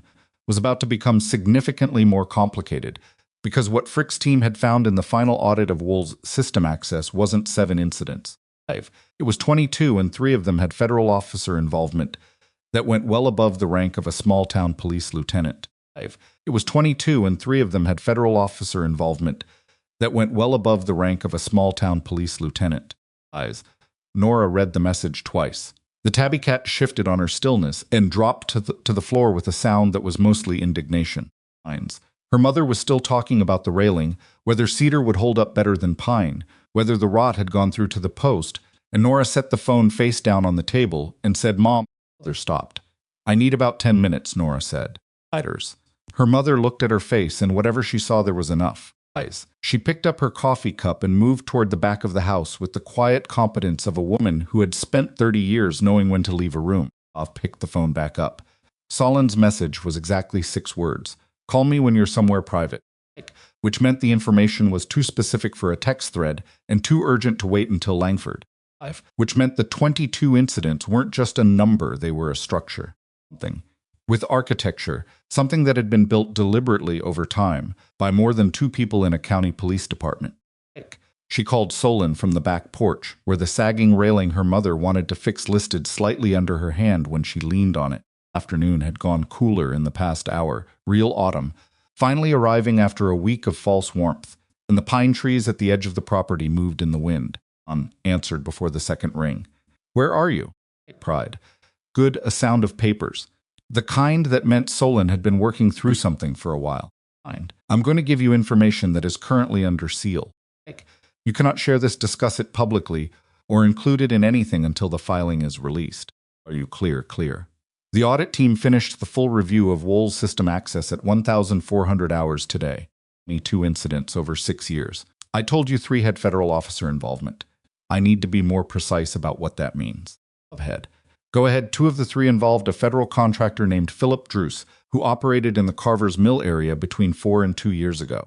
A liaison technically, but his actual function was closer to a regional intelligence aggregator. He fed information to at least 2 federal offices, ours being one of them. A pause. He also appears to have provided cover-up documentation for 2 of Wool's modified filings, not directly through a third party, but the paper trail connects. Process this. He helped Wool make the alterations look legitimate. He provided corroborating documentation in cases where the original complaint was specific enough to require secondary support. A federal letterhead carries weight in a local filing dispute. It makes the altered record look verified rather than adjusted. Where's Druce now? That's the 3rd incident. His involvement in a 3rd case appears to have been direct, not through documentation, but through an active intervention in a federal database used by both NCIS and the FBI Regional Field Office. John's voice had stayed level throughout this, the particular levelness of a trained lawyer delivering information that would make a non-lawyer's heart rate spike. He's been inactive as a contractor for 14 months. Last known location was Brentley, Arkansas, 40 miles from Carver's Mill. 38. Nora leaned on the railing and felt it flex slightly under her weight and straightened up. 5. So Crail makes a stop. Wool alters the filing. Druce provides federal cover when the complaint has enough specificity to need it. 3-layer protection. That's the model, and Druce has federal database access. His credentials were suspended 14 months ago when his contract ended. Federal database access doesn't fully purge inactive credentials, can sometimes be reactivated through back-channel request if you know the right system vulnerabilities. We're checking whether his access was reactivated in the past 6 years on a case-by-case basis. The wind moved through the pine trees, and Nora stood in it and thought about the 22 incidents. People. The individual human cost of a 3-layer protection system operating inside the gap between what happened and what got written down. Who was the third federal officer? She said. Solon paused. That's the part that's still under active investigation. Of a name. But I'm not cleared to share it with to warrant it is executed. Another pause, smaller. What I can tell you is that the rank is significant. I said nothing. This started as an unlawful stop, Solon said. It's something else now. I know what it is, Nora said. It's a system. She moved away from the railing. What do you need from me? At this moment, nothing you're not already doing. Langford, in 72 hours, still stands. Lines. When you come in, there will be additional interviewers, not just NC's FBI and potentially DOJ. Your cooperation has already been noted and is appreciated, but I want you prepared for the scope of the room. I'll be prepared. There's one more thing, said it with the slight shift in pacing. That meant she'd been deciding whether to include it. Appel called our office this morning. She remembered something she hadn't mentioned in her initial statement. What did she remember? She said that Crail had been in the station before, not to stop someone just to come in. Buy coffee, use the bathroom. She said he'd been there 4 or 5 times over the past 8 months, always on the late shift, always when she was working. She thought it was coincidence a beat. She doesn't think it was coincidence anymore. Nora was quiet for a moment. The pine trees moved. He was establishing familiarity with the camera layout. That's what we think. He knew the front-facing camera. He positioned himself during the call at a spot he believed was outside its range. A pause. He didn't know about the secondary unit. He was meticulous. Very meticulous people who've been operating successfully for 6 years don't change their methods for one stop, Nora said. He assessed me as low risk and proceeded with his standard approach. The only variable he didn't account for was what was in the vehicle. Which means there are 22 documented incidents and an unknown number of undocumented ones where he assessed correctly, where his standard approach worked exactly the way he designed it. Yes, Solon said quietly. They stayed on the line for a moment without either of them speaking. I'll be at Langford in 72 hours, Nora said. I know you will. She ended the call and stood on the porch in the autumn wind for a while before going back inside. Her mother had left a second cup of coffee on the kitchen table. Nora sat down and held it with both hands, and the tabby cat reappeared from wherever cats go when they're done being indignant, and jumped back onto the lap. It had abandoned 20 minutes ago with the absolute entitlement of a creature that had decided to let the moment pass. Nora drank the coffee. She did not tell her mother about the call. Instead, she listened to the rest of the conversation about the porch railing. Cedar versus pine, the rod in the post. The whole structure needed to come down, and contributed 2 or 3 practical observations drawn from the part of her training that covered field construction and structural assessment, which her mother accepted without comment and without asking why her daughter knew this, because she had learned long ago that there were categories of knowledge Nora carried that she couldn't explain and wouldn't be asked to. It was in its way a functional form of love.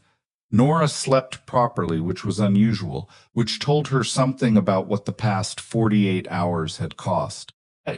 She woke before dawn, ran 5 miles on the county road outside Harlow Springs, while the sky went through its slow colors, came back and ate breakfast, and helped her mother assess the porch railing in the actual physical daylight, which confirmed that the post had rotted through at the base, and the whole structure needed to come down.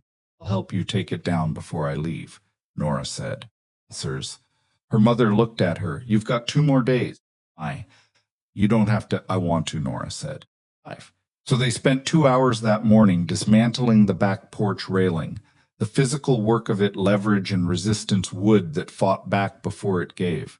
Satisfying conclusiveness of something structurally false being removed, And Nora thought about the case file growing somewhere in a federal office, the number 22, the name Philip Druce, the unnamed third officer, and she let herself feel the weight of it while pulling rot-softened wood apart with her hands, and when the last section came down, she stood in the morning light with sawdust on her jacket and looked at the clean bare edge of the porch deck and felt for the first time since 211 a palm, advantage gas, something that was close to settled, resolved.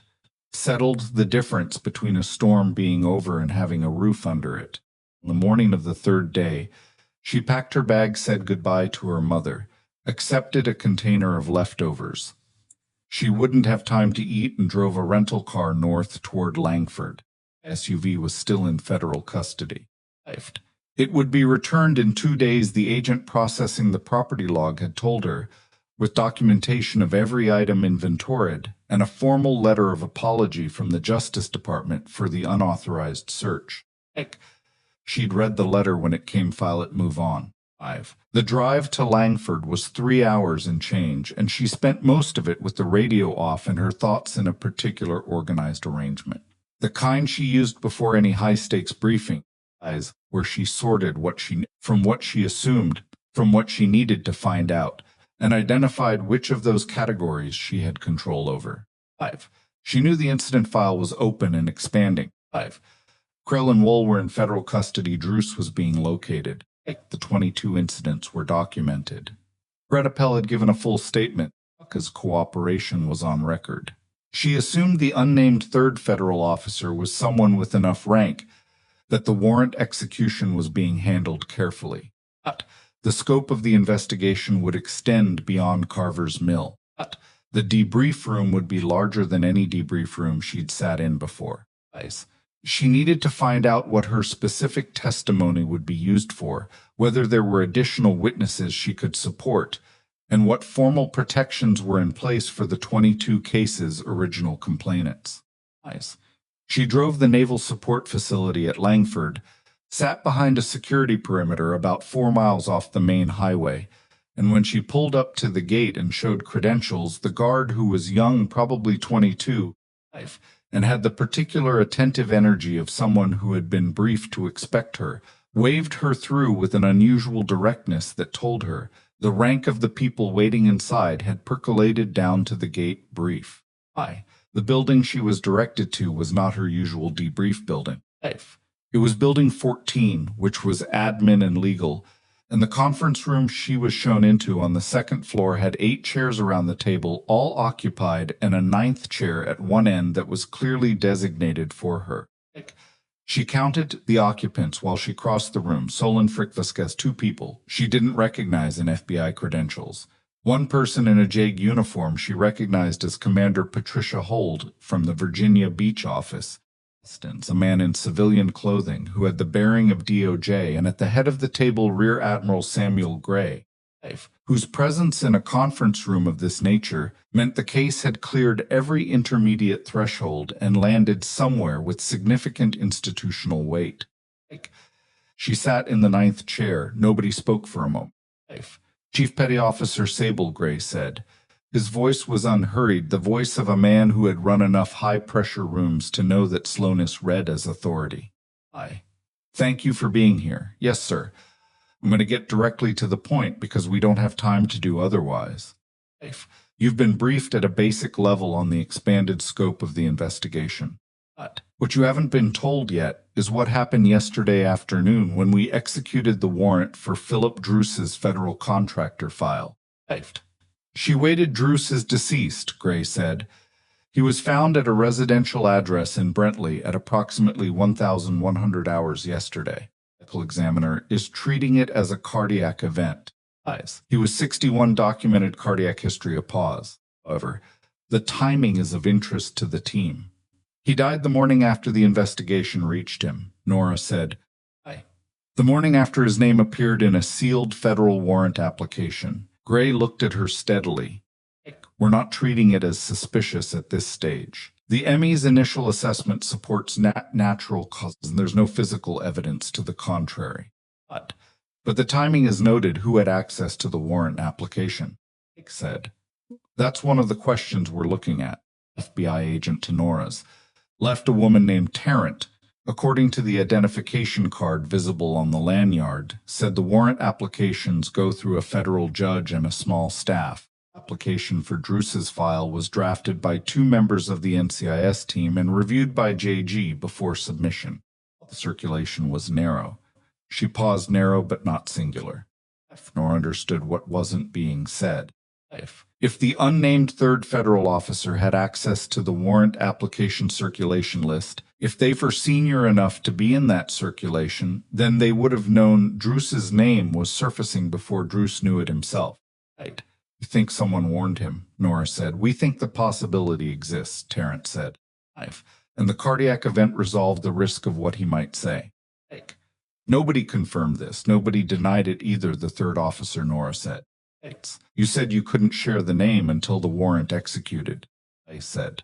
The warrant on the third individual executed at 700 this morning. The room was quiet in the specific way of people who know what comes next and are letting the speaker arrive at it without interruption. Deputy Director Lewis Parrish. Gray said, Federal Bureau of Investigation, Regional Field Office, Brentley. He's been in that role for 9 years. Nora heard the name and placed it immediately, not from personal contact, but from the architecture of the thing. The federal database access. The corroborating documentation that made Wool's alterations look verified. A deputy director of a regional FBI field office had the credentials, the system access, and the institutional cover to do all of it without triggering automatic flags. He was in the right position to know when things were being looked at, who was looking, and how to redirect scrutiny before it landed. He was the roof of the structure. Crail was the street level. Was the middle floor. Druce had been the mechanism. And Parrish had been the thing that made all of it weather-resistant from above. Has he been detained? Nora said. Taken into custody at his office at 702, Gray said. With minimal incident, which means he'd been waiting for it. His attorney was already on site. He knew the warrant was coming. He knew something was coming when Druce's name surfaced. He had time to prepare, but not enough to distance himself from what's in the database. Logs don't lie about access timestamps, and his credentials are all over them. Gray folded his hands on the table. Athens, his attorney, is already discussing cooperation terms. A DOJ man, who had not spoken yet, said whatever terms are discussed will not result in Archas being reduced below felony level. I want that on the record noted, Solon said, making an actual note. Nora absorbed all of it. Crail in custody, Akrish in custody, and already negotiating. Druce dead of a cardiac event with inconvenient timing. Me too, documented incidents. 3 layers of institutional protection. 6 years of operational continuity, and the whole structure now dismantled. Because a man in a gas station parking lot in Carver's Mill had forced open a case he had no authority to touch, and inside it had been something he had no framework for. She sat with that for a moment, Chief Petty Officer Sable Tarrant said. We need your formal testimony today, both regarding the incident itself and regarding anything you can speak to about the investigation's development as you experienced it. We also need a specific account of the timeline of events between the stop and the federal vehicle's arrival, with particular attention to what Crail said and did in that window. She paused. His attorney is arguing that Crail acted in good faith under a reasonable belief of probable cause, and that the opening of the case was an inadvertent procedural error. Otto looked at her. He used a multi-tool to force the locks. He says he understood the locks to be a standard security feature of a commercial travel case, not a federally designated security mechanism. He was told explicitly. His attorney says you made an assertion without providing credentials to support it, and that a reasonable officer could not have been expected to accept the claim at face value without verification. Nora felt something harden in her chest. Not anger, not quite, but the tightening that comes from watching a deliberate reframing of events that you were physically present for.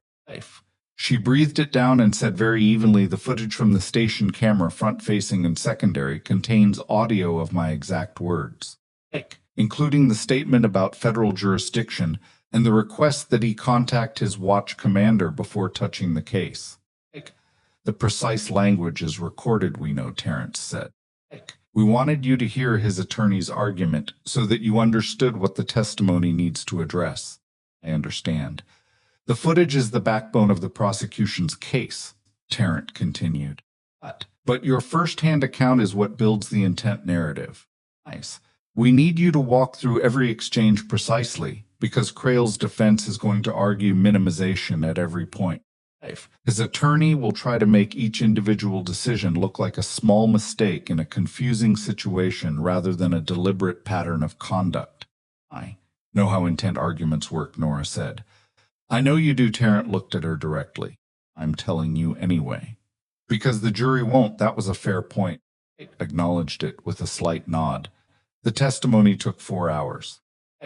She was precise timestamps, exact phrasing, sequence of physical events, her own decisions, and the reasoning behind them, the moments where she had given Crail a choice in what he had chosen. She didn't editorialize and she didn't minimize. And they asked her how she had felt during specific moments. She answered that too, because a witness who can't articulate their own experience reads as withholding, and withholding was not what this case needed. Point. Hull asked her, when Officer Crail opened the case and saw the contents, what did you observe about his reaction? Alpha thought about it. He went still, not the stillness of someone processing new information, the stillness of someone whose plan has broken and who is now trying to find a new one. Asked. How long did that stillness last? 4 to 5 seconds. Then his face did something complicated, closed down essentially. Whatever was behind his expression when he first saw the contents that went internal, and what replaced it was recalculation. Can you describe what you mean by recalculation? He was no longer thinking about what I was. He was thinking about what to do about what I was. She looked at the table for a moment. I was powerless. The case told him he was wrong. His response wasn't to reassess. It was to figure out whether he could still make powerless work anyway. The room was quiet, and he called his watch commander. He called someone, Nora said. I don't know who he called first. I know what he did before the federal vehicles arrived. He tried to contain it. That's not the behavior of someone who made a procedural mistake. That's the behavior of someone who knew exactly what they'd done and was trying to outrun the consequences. Aren't. Wrote something. The FBI agent beside her wrote something. Had already written it. The debrief ended at 4:30 p.m. When the room cleared, Gray stayed. He waited until it was just the two of them, and then he said something that wasn't in the formal record. You know this case is going to be complicated, he said. The parish angle FBI involvement at that level is going to generate institutional friction. There are people who will want to limit the scope of what becomes public. I know. Some of those people are in positions to apply pressure to the Navy's part of this. I know that too. He looked at her steadily. Is there anything you need from this command to ensure that your position is protected, regardless of how that pressure gets applied? She thought about it for a genuine moment. The 22 incidents. Athens, the original complainants. I want to know that someone is actively working to reach those people and provide them with an honest account of what happened to their cases. She met his eyes. That's what I need. He held her gaze, then he said, I'll see to it personally, and she believed him. Because admirals were inherently trustworthy, experience had calibrated that particular belief well below unconditional, but because she'd been looking at his face for the past 6 hours, and she'd gotten good at reading the difference between institutional assurance and personal commitment. That was personal.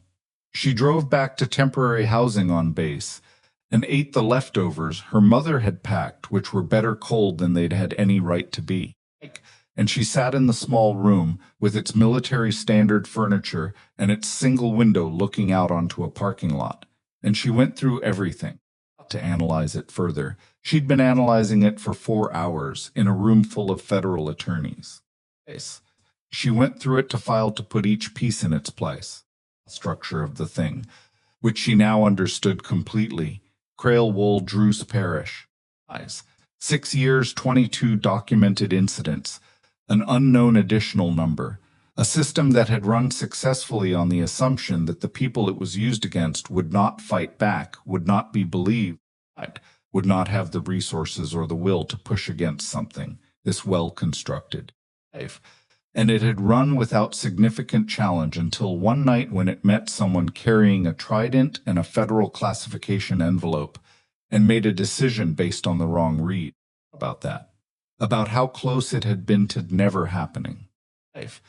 If she'd been in a different vehicle, if she'd taken a different route, if she'd been more tired, more rattled, more likely to comply with an unlawful search just to get through the night and get home. The system had survived on exactly that probability, on the reasonable expectation that exhaustion and fear in the right combination were more powerful than rights. She cleaned up, made a call to confirm her SVU return date, and was about to turn off the light when her phone buzzed. Solon, not Frick. An internal message through the base comm system tagged with a case number she recognized as the Crail investigation file. The message was from Tarrant. It was 2 sentences.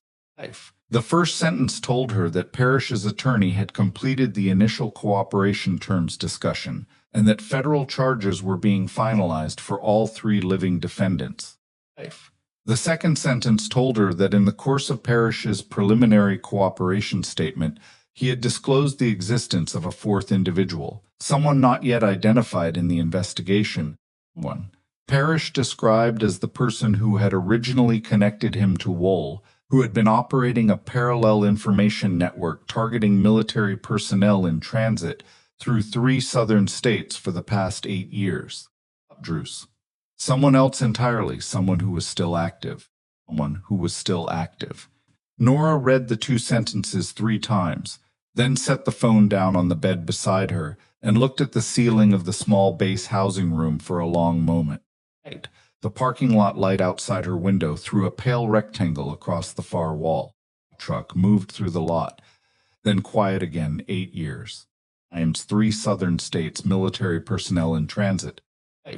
She thought about what that meant operationally, not as a concept, but in the specific granular sense of what it required to sustain something like that across 8 years without federal detection.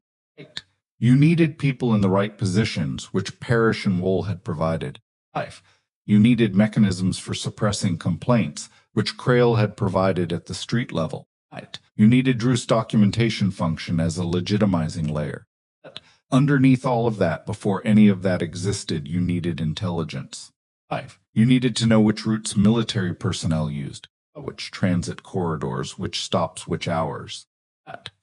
That wasn't random. A gas station on Route 9 in Carver's Mill wasn't a random selection. It was a location on a documented military transit corridor. She knew that because she'd chosen Route 9 specifically because it was a route she'd used before, a route that appeared in base travel guides as a recommended southern transit path, which meant the route was documented, which meant someone with access to military transit documentation could identify exactly where personnel traveling that corridor would need to stop. She picked the phone back up and called Tarrant directly. He answered on the 3rd ring. Sable, the 4th individual, Nora said. Kirsch said he connected him to Wool. How to pause.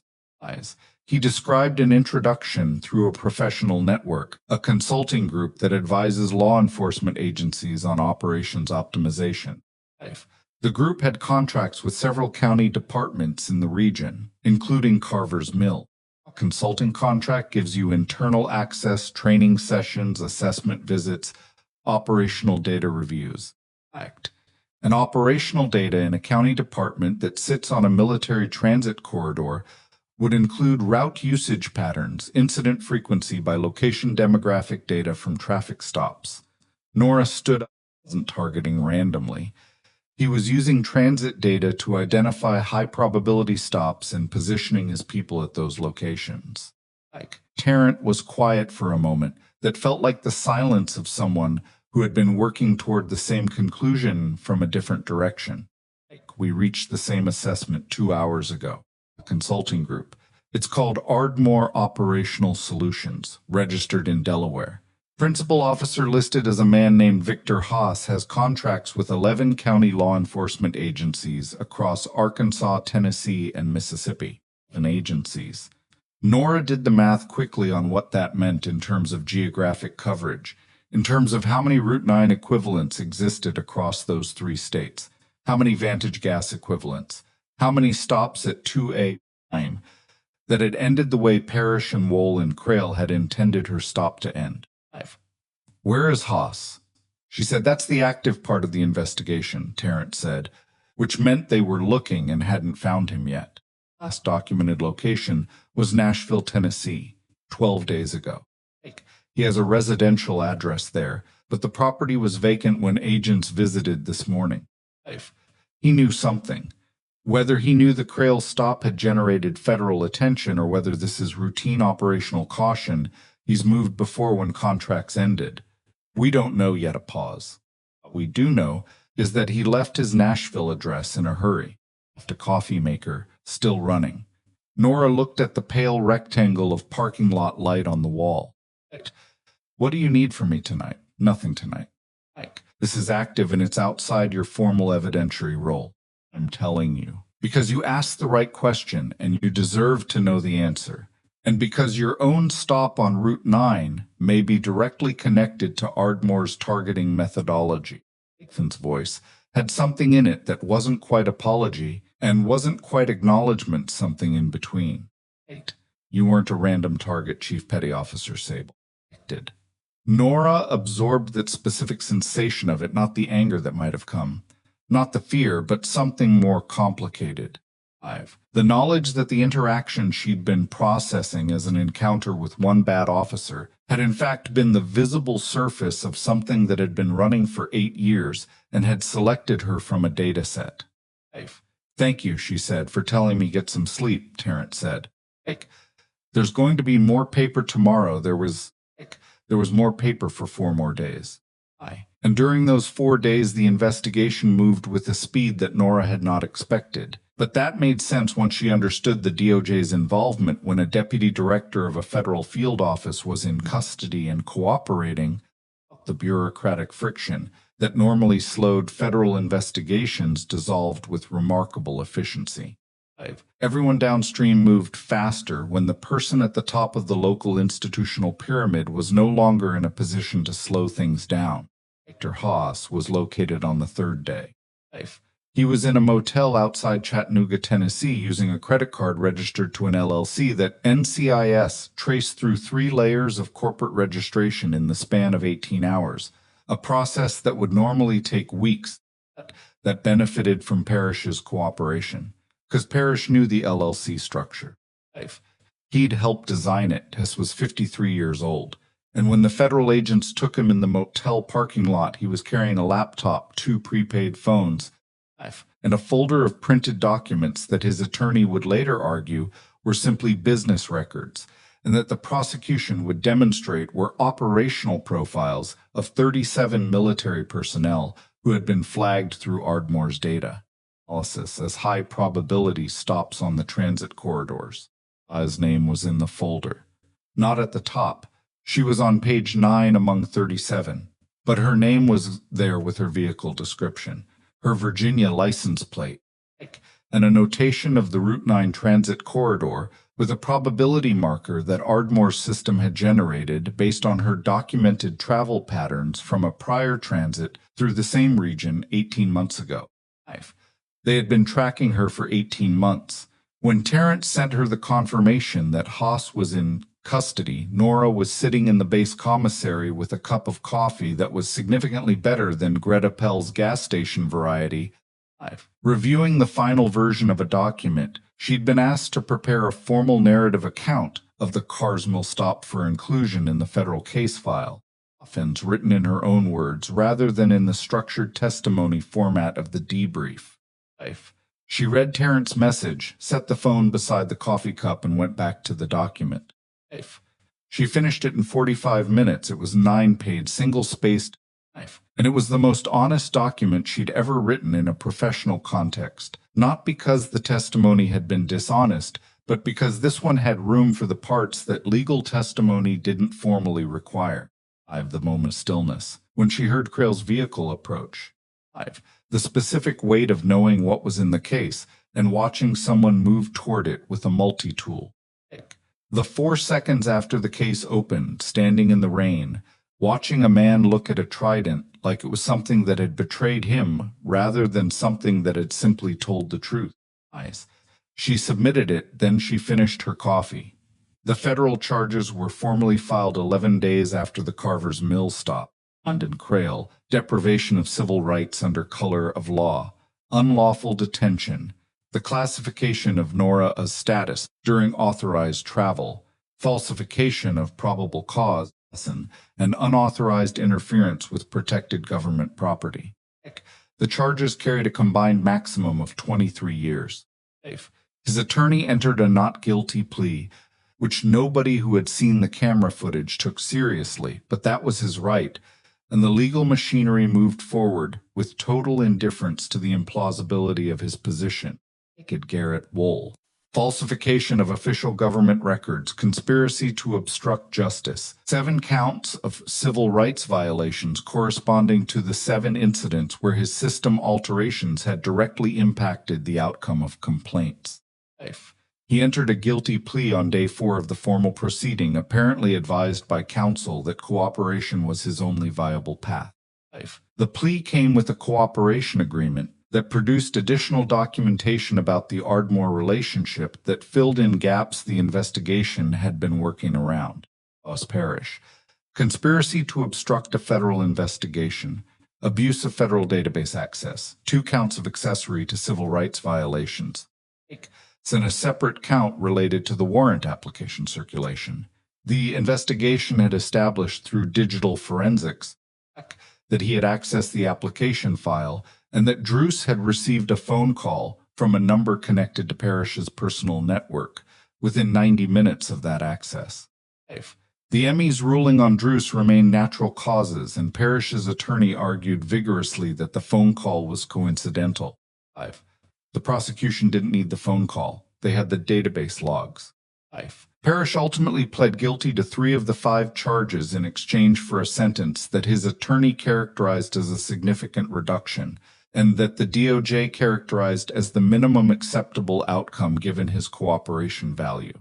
Racketeering, conspiracy to deprive civil rights, obstruction of justice, and 17 counts, corresponding to the operational profiles in the folder, each one representing a documented instance where Ardmore's targeting data had been used in connection with an unlawful stop that matched the methodology.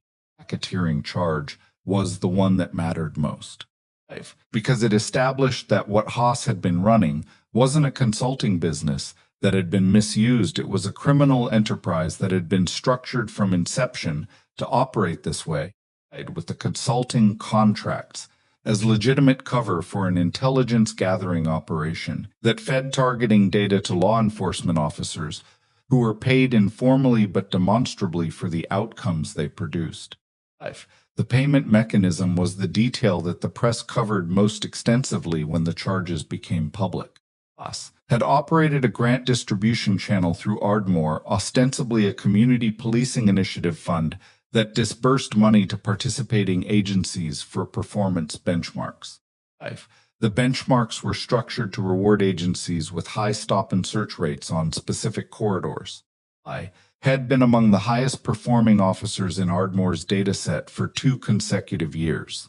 And that came out when the grant documents entered the public record and the financial forensics showed the payment structure. It changed the public understanding of the case from a story about one bad officer to a story about what it takes to make one bad officer possible at scale. That shift mattered.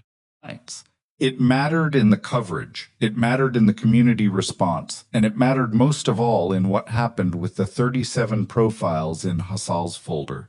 Because once the public understood the scope of what Ardmore had been, the families and individuals connected to those 37 cases started coming forward. Not all of them. 8 declined contact or couldn't be located. But 29 of the 37 made contact with the federal investigation. And of those 22 gave formal statements, and of those 22, 16 ultimately became part of the civil rights litigation that the DOJ filed alongside the criminal case, a separate proceeding that named Ardmore Operational Solutions, Haas personally Parish, and the County of Carver's Mill as defendants, seeking compensatory damages for documented harm across all connected incidents. Appel testified in the civil proceeding. Her 11 years of observational memory, the vehicle types, the timing patterns, the demographic consistency of Crail's targets became some of the most compelling testimony in the liability phase because it was specific in the way that ordinary witness testimony rarely is. Faces. She remembered license plates, partial ones. She remembered one young man, maybe 25, who had been stopped outside the station 2 years ago and had come in afterward shaking, and she'd given him coffee, and he'd told her what happened, and she'd told him to file a complaint, and he'd said he was going to, and she'd never seen him again. The legal team found him. He was one of the 22. When Greta heard that, she cried in the hallway outside the courtroom. In a collapsed, undone way, in the way people cry, when something they've been carrying without knowing they were carrying it finally gets set down by someone else. She pulled herself together in about 4 minutes, blew her nose, went back inside, and gave the rest of her testimony with complete composure. She was in the assessment of the prosecution team their best witness, not the most credentialed. The best Nora was in the courtroom for one session of the civil proceeding. The session where the Ardmore targeting methodology was formally presented to the court. She sat in the public gallery in civilian clothes, explain how Ardmore's system had processed transit corridor data to generate probability scores for stops. Those scores had been fed to participating agencies as part of the performance benchmark program. How the scores correlated with a statistical significance that left no reasonable alternative explanation, with demographic markers that had no legal bearing on any traffic stop. She listened to all of it without expression. When the session broke for lunch, she walked out into the courthouse hallway and found Solon waiting. "Hi. You didn't have to come," Solon said. "I know. How are you doing?" Nora thought about it. "I'm doing what I usually do, which is processing things at a pace that other people find either impressive or concerning, depending on their perspective." Solon almost smiled. "Which is it today?" "Somewhere in between." Nora looked at the hallway, courthouse fluorescent light, a few legal staff moving past with the purposeful walk of people with somewhere specific to be. Targeting data. When I heard it laid out like that, the methodology, to hear. "It's a lot to hear because it's specific," Nora said. "Not abstract. They had a score for me. They'd been tracking my transit patterns for a year and a half, and they'd generated a probability score that told Crail I was worth stopping." She paused. "That's not the same as knowing you were unlawfully stopped. That's knowing. You were hunted." Solon let that word exist in the air. I'm not telling you that to be dramatic," Nora said. "I'm telling you because there are 21 other people who have that same information about themselves in their disclosure packets. And I'd like to know that someone is checking in with them about what it means to hold that. There's a victim support coordinator assigned to each of them through the DOJ." "Good." Nora looked at the marble floor. "That's good." Nora. Solon said it with the pause that meant something was being decided. "There's something I want to tell you that's not in any official capacity. It's between us." Nora waited. When Terrence's team ran the Ardmore data, they found that your Stop the One advantages was the first time in 8 years of operation that a target had generated a federal response. Not because other targets weren't credible, because they were isolated. Because there was nothing in any single prior incident to generate the kind of cross-agency alert that your case triggered automatically. Solon looked at her directly. The system that protected Ardmore for 8 years was the same system that failed when your specific case entered it. The Tier 1 classification flag, the one that auto-deployed representation, that's what broke the pattern. Flag. Firing at the right moment, Nora understood what Solon was telling her. That there had been nothing heroic about the mechanism, that it had been a bureaucratic tripwire in a service agreement that Solon herself had confirmed, Nora had actually read. The 8 years of Ardmore's operation had not been ended by anyone's exceptional virtue or courage or determination, but by the intersection of a routine classification protocol and a man who had made a decision based on profoundly wrong information about who he was dealing with. That was uncomfortable to sit with. It would have been easier to believe the other version, that something innate had turned the tide, some specific quality that meant she'd always been destined to be the one who broke it. But the honest version was this: it could have been someone else. It had almost been many someone else's. What changed the outcome wasn't who she was. Was that the system she was connected to had protocols that most people who moved through that corridor weren't connected to. Fine. No, she said, I thought you should hear it stated plainly. I appreciate that. Does it change how you think about it? I considered the question with the seriousness it deserved. That changes what I think needs to happen next, she said. Us protocols, the Tier 1 flag, the auto-deployment, they exist because the military has a vested interest in protecting classified personnel. That's a narrower group than the people Ardmore was targeting. She looked at Solon. The system that protected me shouldn't be something only people with a trident get access to. Held her gaze for a moment. That's a policy argument. A fact, Nora said. The policy argument is for someone else to make. I'm just telling you what I observed. Solon looked at the marble floor. Then she said, I'm going to make a note of that. I don't have to, I'm going to anyway. The civil proceeding ran for 3 weeks.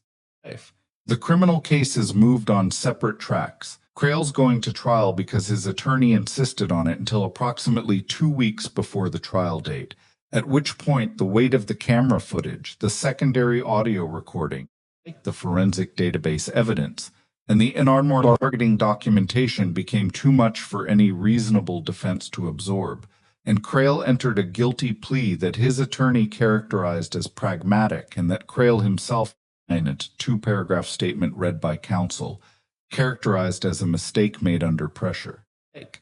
He did not apologize in the statement. His attorney had advised against it, apparently on the grounds that an apology could be interpreted as an admission of intent. The absence of it was noted in the press coverage. It was also noted by the families of the other defendants, who had been watching the proceedings and drawing their own conclusions about the kind of person who could look at everything that had come out about Ardmore, the 29 people who had come forward, about the profiles in the folder, about Greta Pell's testimony, and still produce a 2-paragraph statement about a mistake made under pressure. The sentencing took place 6 weeks after the guilty plea, and Crail received 9 years in federal prison. Law enforcement certification was permanently revoked. His pension was forfeited under federal civil asset forfeiture provisions connected to the Ardmore payment structure. The grant disbursements he had received as performance benchmark payments were classified as proceeds of activity, which meant they were recoverable. His attorney filed an appeal on the pension forfeiture, which was rejected at the circuit level 3 months later. Received 6 years and a lifetime bar from any government employment. Cooperation had reduced what would otherwise have been a 12-year exposure. But cooperation has limits as a mitigating factor when the documented harm spans 7 specific incidents and a broader pattern of systemic falsification. Lois Parrish received 11 years. The prosecution had argued for 15. The defense had argued for 8. The judge, in a 40-minute sentencing statement that became one of the most widely circulated judicial documents from any case that year, and in precise and unsparing language, why the position of trust Parrish had occupied made his conduct not merely criminal, but a form of institutional betrayal that damaged the capacity of every honest person in his field to be by the public they were supposed to serve. The 40-minute statement was read into the record. Lots of it were quoted in 12 national news outlets. Most often cited was the one near the end. The damage done by the abuse of institutional authority is not measured only in the harm to the individuals targeted. It is measured in every subsequent interaction between an ordinary person and the system they have been taught correctly to distrust. Life. Victor Haas received 17 years. The racketeering conviction carried mandatory minimum provisions that his attorneys had spent considerable effort trying to work around and had ultimately failed to add more. Operational Solutions was dissolved, its assets liquidated, and the civil litigation resulting from its operations ultimately produced a settlement fund that provided financial restitution to 21 of the 22 individuals who had given formal statements. The 22nd declined financial compensation for reasons that were personal and that the legal team respected without pushing. Devon County law enforcement agencies that had held Ardmore contracts underwent mandatory independent audits. 3 of them were found to have additional compliance violations unrelated to Ardmore. 2 of those resulted in separate federal oversight proceedings. It was as one of the federal attorneys involved told a reporter off the record, the bureaucratic version of pulling a thread. Carver's Mill Police Department was placed under a 2-year federal consent decree requiring reformed search documentation, an independent review of all existing incident files from the prior 6 seconds, and mandatory civil rights training for every officer in the department. Hewitt, the watch commander, who had sat in his vehicle for a while before driving away, resigned 2 weeks before the consent decree was finalized. He was not charged. His role had been omission rather than commission, but the investigation had made his position untenable in ways that he apparently understood clearly enough to leave without being asked. Tyler DeLuca remained with the department through the consent decree period.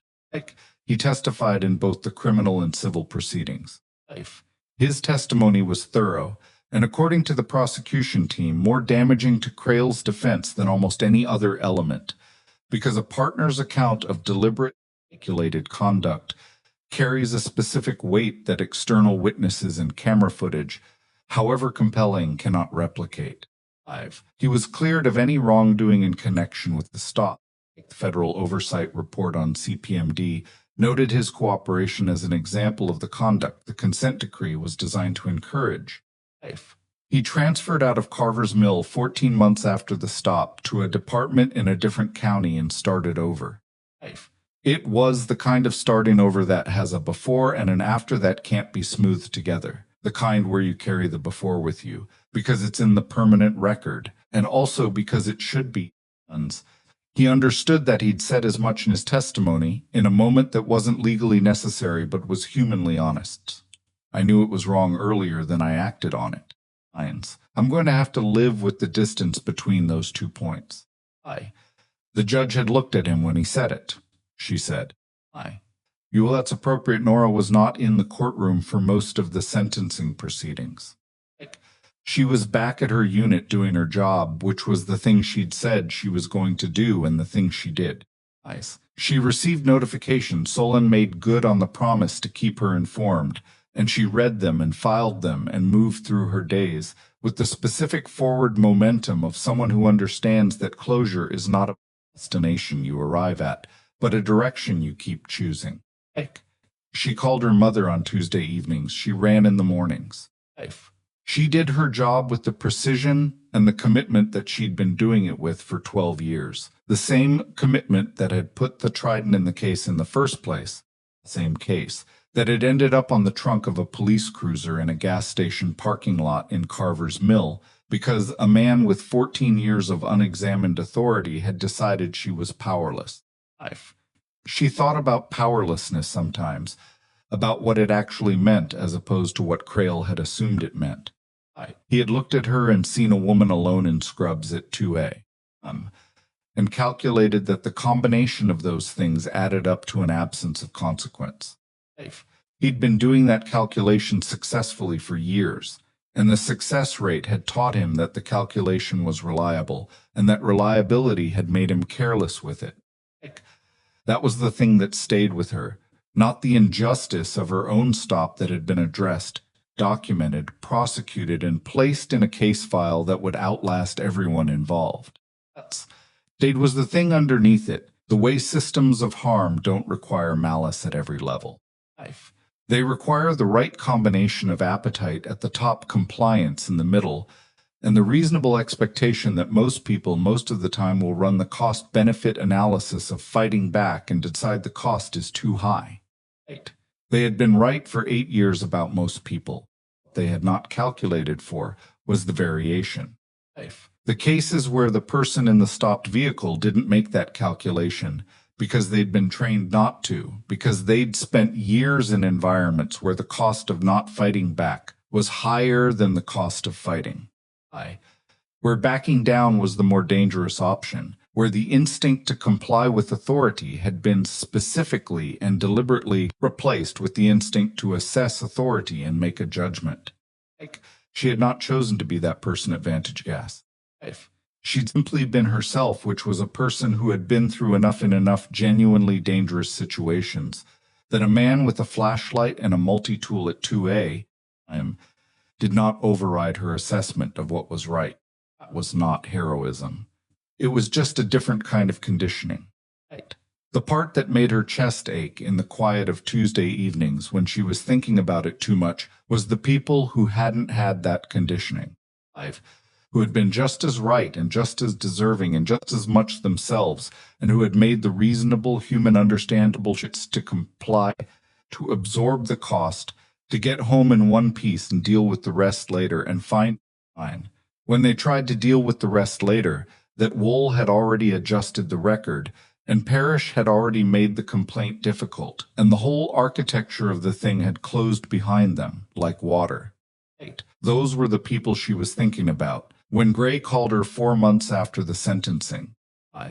She was in her quarters Tuesday evening, phone in hand, and when she saw his name, she straightened up the way she always did when a flag office called directly rather than through channels. Petty Officer Sable, he said. Sir, the Navy is establishing a new position, embedded civil rights liaison personnel with operational backgrounds, assigned to work with federal oversight bodies on cases involving military transit corridor incidents. A pause.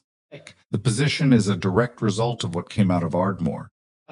There's congressional interest in extending the corridor monitoring protocols that protected your case to a broader population. Quiet. It's a desk assignment, he said, Langford-based. You'd work with DOJ and NCIS on protocol development. Another pause. I won't insult you by pretending it's the same as your current role. But no, it isn't. He let that sit. Athens. It's also a role that didn't exist before you were stopped at a gas station in Carver's Mill. It exists because of what came out of that stop, and because someone needed to look at the gap between who the protocols protect and who they should protect.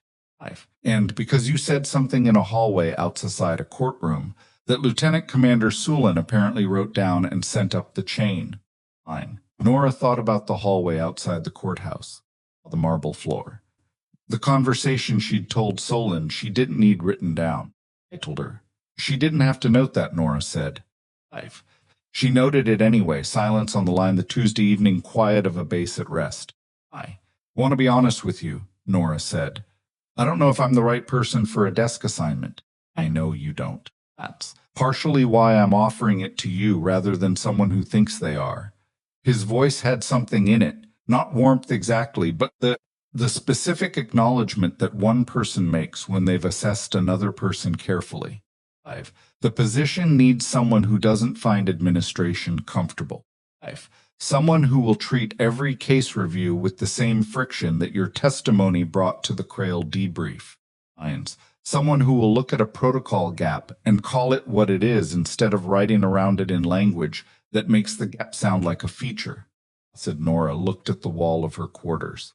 The one photograph she'd hung there, not of a mission or an awards ceremony, but of a stretch of coastline from a place she'd been stationed early in her career, when everything was still uncomplicated in ways she hadn't fully appreciated yet. The 22 people who gave statements, she said. The 16 in the civil case, the ones the system reached and the ones it didn't reach. The new position, would it have the authority to recommend protocol changes that specifically address how corridor incident reporting is handled for civilian complainants, not just military? That's the point of it, Gray said. Then I want 3 months to finish my current assignment rotation cleanly, she said. I wanted in writing that the role has direct reporting access to the DOJ liaison, not routed through 3 intermediate chains. Like the 3 months I can give you. The reporting structure I'll have to negotiate. Negotiate hard, she said. A pause that might have been the Admiral doing something as close to smiling as admirals do on official calls. I'll be in touch. She ended the call and sat in the quiet of her room for a while. She thought about Greta Pell, who had worked 11 years of night shifts and watched and remembered and finally been asked. Who had said nobody ever asked before with a plainness that contained everything wrong about how things had been running.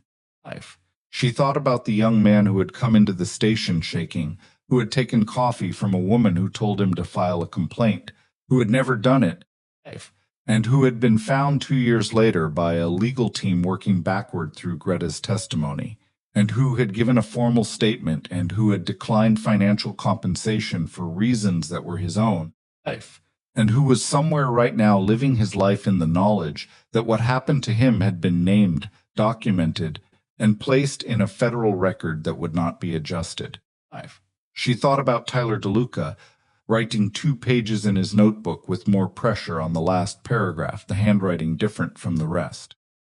She thought about what it meant to act correctly after a long time of acting wrong.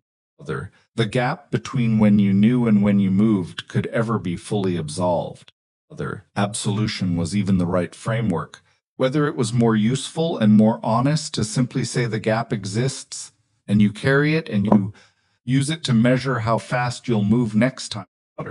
She thought about Crail, who had looked at her in the rain and seen nothing worth accounting for, who had been wrong in a way that had cost him everything, and whose 2-paragraph statement had not included an apology, and who was now in federal custody, having arrived there by the logical inevitable extension of a certainty he'd nurtured for 14 years, the certainty that his assessment of people's powerlessness would always be accurate. He had not been wrong about most people. That was the hardest thing to hold, and she held it anyway because she had decided years ago that hard things got held rather than set down in places where they'd trip someone else. 3 months later, she reported to Building 14 at Langford for her first day in the new position. The office they'd assigned her was small, a desk, a chair, 2 filing cabinets, and a government-issue computer that was 3 generations behind current. The chair was not comfortable. She'd been warned about this and had declined the offer to requisition a better one, which had confused the facilities coordinator, who had offered to put in the request again, and whom Nora had thanked and told that the chair was fine. The chair was fine. What mattered was the first file on the desk, a manila folder, placed there by the intake coordinator, labeled with a case number and a date and a state Mississippi, and when she opened it, she found the initial documentation of an incident involving a veteran who had been stopped on a transit corridor 18 months ago, whose complaint had been dismissed at the county level, and whose case had been flagged for review by the new protocol precisely because the corridor matched Ardmore's operational geography. The veteran's name was Marcus Webb. He was 28. He had served 4 years and been honorably discharged. He drove a truck for a logistics company and made the transit corridor run twice a month. She read the file twice, then she picked up her pen, not the gumshoe one in the desk drawer, the one she'd brought from her unit, and opened her legal pad and began to write. She wrote until the parking lot outside her window went dark, and the building around her went quiet, and the only light still on in Building 14 was hers. She was not thinking about Vantage Gas anymore, or not primarily.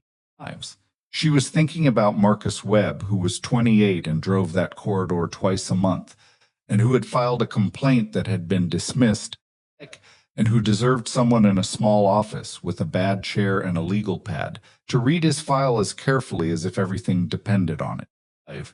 Because for him it had, and for the next person it would again. That was the work. Not the courtrooms, not the sentencing statements, not the camera footage, and the federal vehicles in the parking lot at 3A. Those were the moments where the work became visible. Actual work was this: someone reading a file by lamplight after everyone else had gone home, refusing to let the gap between what happened and what was written stay at the size someone else had decided to make it. It was unglamorous. It was specific, it was necessary in the way that only unglamorous and specific things can be necessary, because they're the things that would otherwise be left undone. Sable had been trained for high-stakes environments. She'd operated in them. She knew what it felt like to function under pressure that had immediate physical consequences, to make decisions in windows measured in seconds, to carry things that couldn't be explained to most of the people she met. She knew also what it felt like to stand in a gas station parking lot at 2 a.m. While a man made a decision about what she was worth, and to be right about what came next, even when he was certain he was.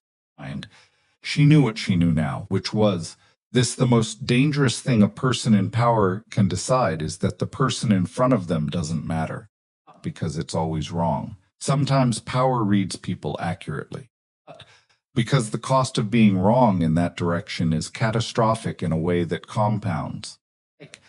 It doesn't just hurt the person dismissed, it teaches every witness that dismissal is safe. It teaches the dismissed person that they were right to expect it. It builds one decision at a time, a world where everyone has already calculated the odds of fighting back and decided reasonably and correctly that they're too long. She had not let that world win on Route 9 in Carver's Mill.